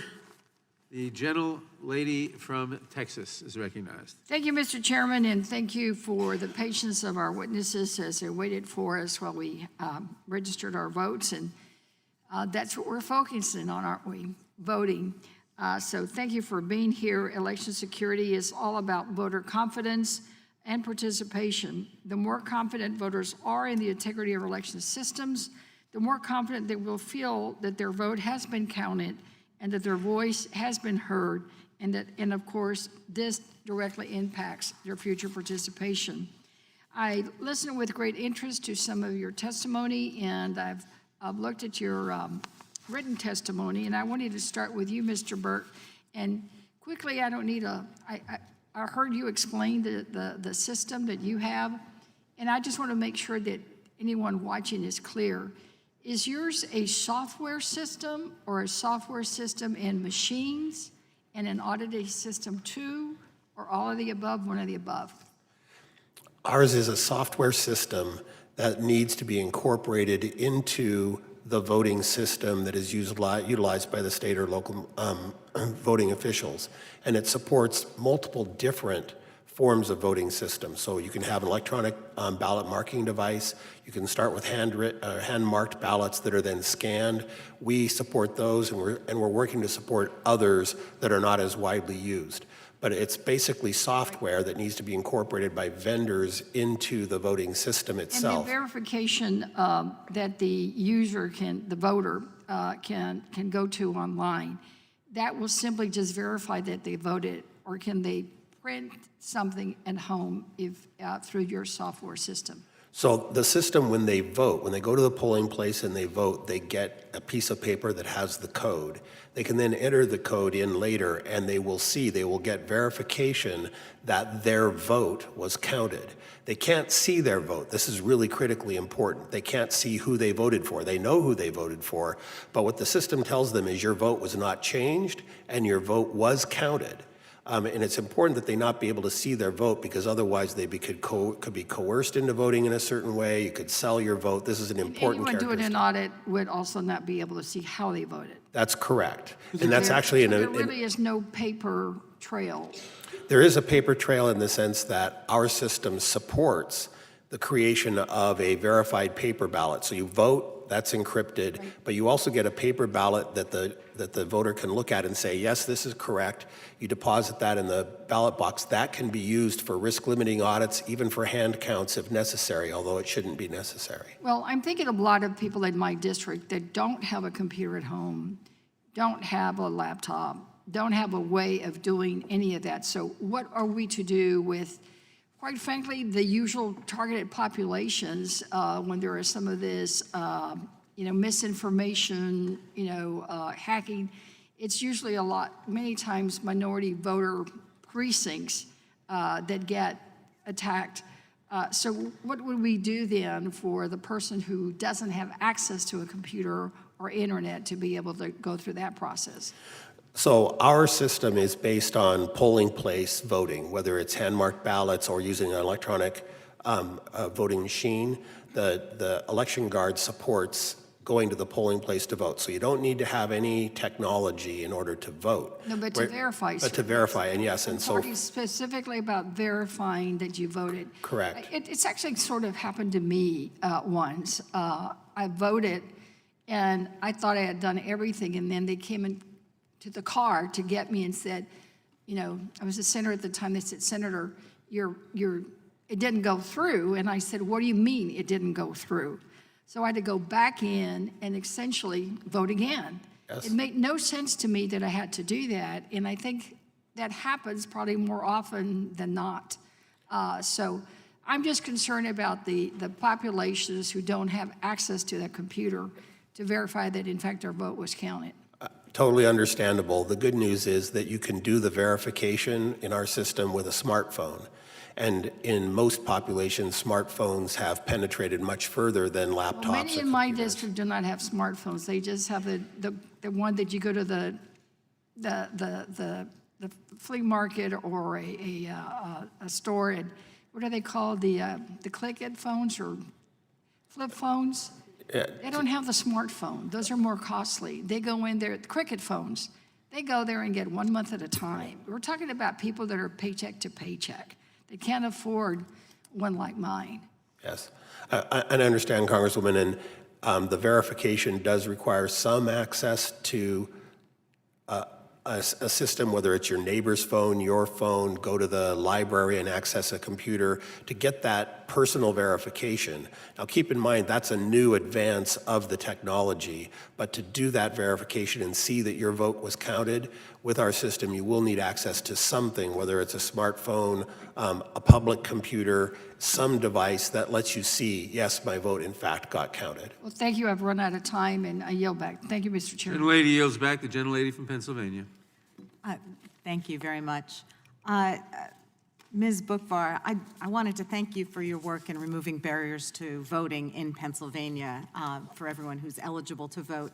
In particular, I wanted to thank you for your attention to modernization of Pennsylvania's voting system and things such as just 2 weeks ago, rolling out the ability to request absentee ballots online. I know my 3 children who do not live in the district anymore when they're at school appreciate that ability.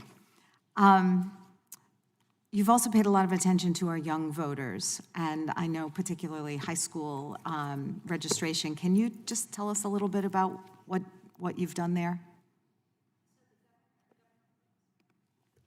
Governor Wolf started a couple of years ago the Governor's Civic Engagement Award, and it's been a tremendous success in Pennsylvania, encouraging students in schools to register eligible voters to vote. And it's been a terrific, both the competition from school to school and from student to student, but also their engagement in voting, which, as we all know, probably a lot of us started our civic engagement early, and it really, research shows when you are engaged early, you probably become lifelong voters, and that's critical to our democracy. Okay. Turning more to what's at hand here, there's been discussion about needing to improve lines of communication between federal, state, and local agencies. Can you explain a little bit about that? Absolutely. So, one of the things that we've been talking about a lot as we develop these conversations around election security is the importance of continuity of operations, or coup planning. And it's one of those things that I think a lot of areas like emergency management and law enforcement have been doing for a long time, but the election sphere, it's relatively new. And one of the critical components of effective coup planning is to know who to call at the moment you need to call them. Because the last thing you want to do when an incident happens is figure out who the right person is to call. So the more clarity we have about who at the federal government is the call to make at incident X, Y, or Z, the better it would be for the counties to not to have to figure it out at the moment. And we're doing a lot of work with the counties to develop those coup plans, but we need that to come from the federal government as well to make sure we have centralized lines of contact. If you have one piece of advice for Congress as we debate the appropriate vehicles to legislate and to fund this, what would that be? I think I'd have to go back to our conversation about diversifying the types of election security that's implemented across the country. So there's been a lot of attention to voting systems, which is a very important thing to transition to paper records.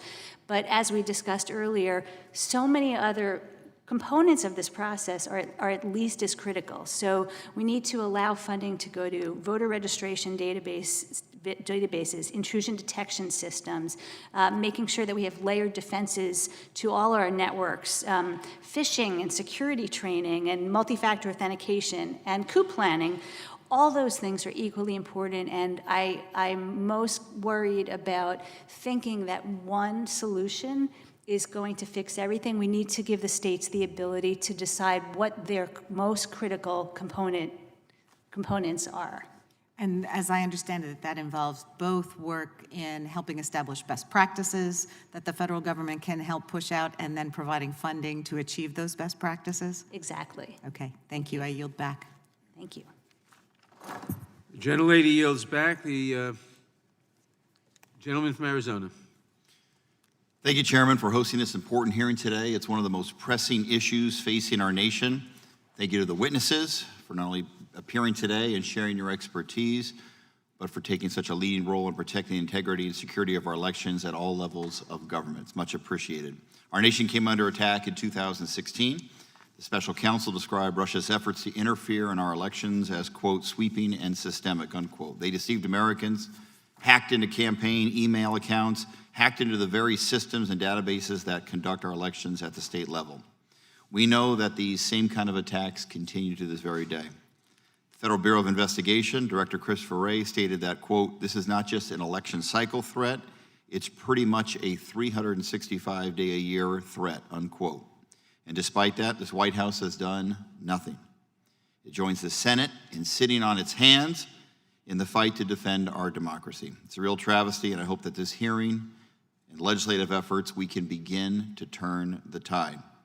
Unfortunately, my home state of Arizona, its voter registration database was one of Russia's targets. Their attack wasn't successful, but it shows the heightened importance local officials must place on election security. Ms. Plunkett, you mentioned in your written testimony the importance of the integrity of voter registration databases and e-poll books. When it comes to the use of e-poll books for voter registration rosters and ballot-on-demand printers, do you agree that it is a best practice to use encrypted communications in all circumstances when data is transmitted or received? Yes, I do. Can you think of a circumstance, is there ever a circumstance where election officials should transmit or receive data on these devices in a non-encrypted manner? I cannot envision a circumstance such as that. Thank you. Ms. Plunkett, you also mentioned that the steps the federal government and state governments must take will cost more than $2 billion. Not all states are adequately investing in election security. Some, including Arizona, are cutting election security funds. What type of outcomes and risks are states that don't take this issue seriously exposing themselves to? Well, they're exposing themselves to the potential for their election outcomes to be corrupted, invalid, not accepted, not trusted by the populace that they represent, and ultimately the impact of the perception could be much worse than the reality, which would mean people would not come out to vote. Thank you for that answer. And this is a question for all of the witnesses. Some elected officials use USB devices to transfer data from one device to another. Is it best practice to use those devices only a single time to minimize the possibility of malware, or to use those devices repeatedly? I would go with yes, that it is certainly a best practice. There are some circumstances where, as long as there's effective reformatting, that might be effective, but I think using new ones is always, I would say, the best practice. Mr. Burt? I would caution that USB devices are a known vector for the transmission of malware, which can be installed at the time of their manufacture. So even using new USB devices from anything other than a very highly trusted source, and increasingly that would mean of American manufacture if you're using it in an election in the United States, is a challenging thing to do. You can try to scan that device, you can try to make sure it doesn't have malware on it before it's ever used, but that could be a very costly and time-consuming practice. So the use of USB devices is something that we would say you should be very cautious about doing it even once, because the malware may be present on that device when you first use it. Thank you. Ms. Plunkett, have your thoughts on that subject matter? I would go so far as to say that unless there are no other alternatives, the use of thumb drives should be prohibited. Thank you very much. I yield back. Gentleman yields back. The gentlelady from Pennsylvania. Thank you, Mr. Chairman. Thank you for holding this important hearing. I want to associate myself so as not to be repetitious with Representative Stanton's remarks of the gravity of the situation, as well as the chairman. Secretary Bookvar, as you said, and you're not alone in saying this, nothing is more important than the security of our elections. Nothing in this democracy is more important than that. And so I'm glad we're talking about these issues. And Secretary Bookvar, of course, I'm delighted to see you here from Pennsylvania. I thank you and Governor Wolf for your service, particularly in the area of election security. I'm thinking back to Mueller coming in and telling us and telling the world that certainly Our elections were interfered with in 2016, and if I recall him correctly, he said, and it's going on 24/7. That interference continues. Can you describe some of our vulnerabilities as of 2016 and maybe lay out some of the vulnerabilities that you still see?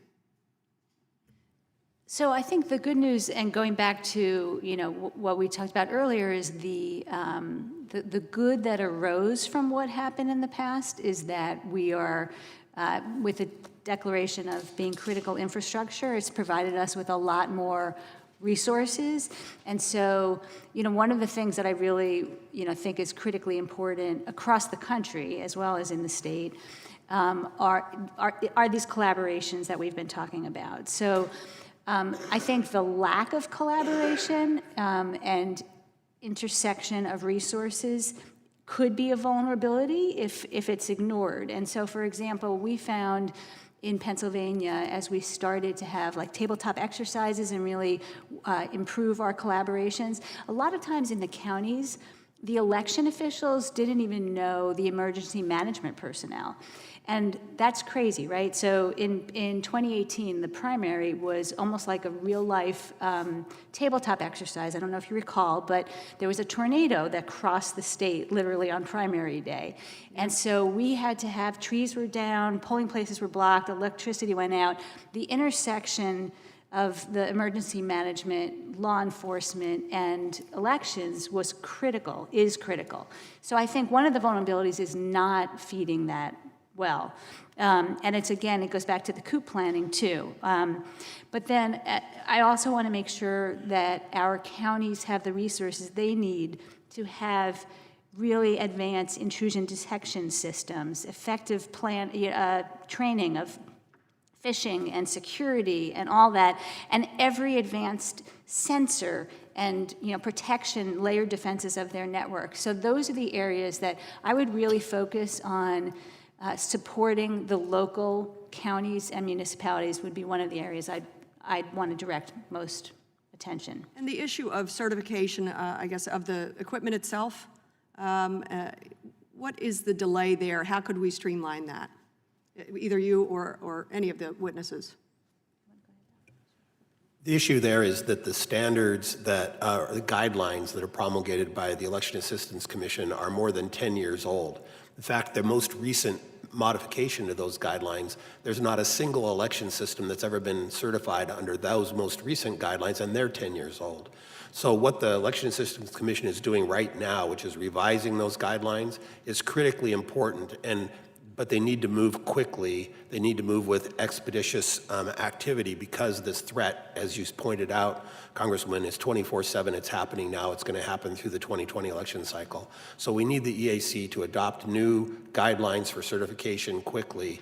The current ones don't adequately address security, and they take too long and they're too burdensome. So we need to streamline that process, make it faster. And one of the really critical things for all state and local election officials is we need to make it very easy to apply security updates. That's a key defense to these adversaries from every vendor. And so we need to be able to apply security updates quickly, expeditiously, without so much bureaucracy so that we can respond. Thank you very much. And this will just be by way of sort of a rhetorical statement. And I was struck by something you wrote in your testimony, Secretary Bookvar. You wrote that election security is a race without a finish line, that our adversaries are continuously advancing their technologies, and we must do more all the time. So we know that we can't see a finish line for this, and we have to identify the threats. I have to wonder what conversations all of you have had to have with your own organizations based on foreign threats, but now the news of this past week, domestic threat to our election. It couldn't be a more grave time. None of us is pleased with the news of the Ukraine conversation by the President of the United States and an attempt to interfere in a future election. So I praise you all for your work. Help us do better at our work to protect our elections, and I yield back. The gentlelady yields back. This concludes today's hearing. We thank all of our witnesses for participating. Without objection, all members will have 5 legislative days to submit additional written questions for the witnesses or additional materials for the record. And with that, without objection, the hearing is adjourned.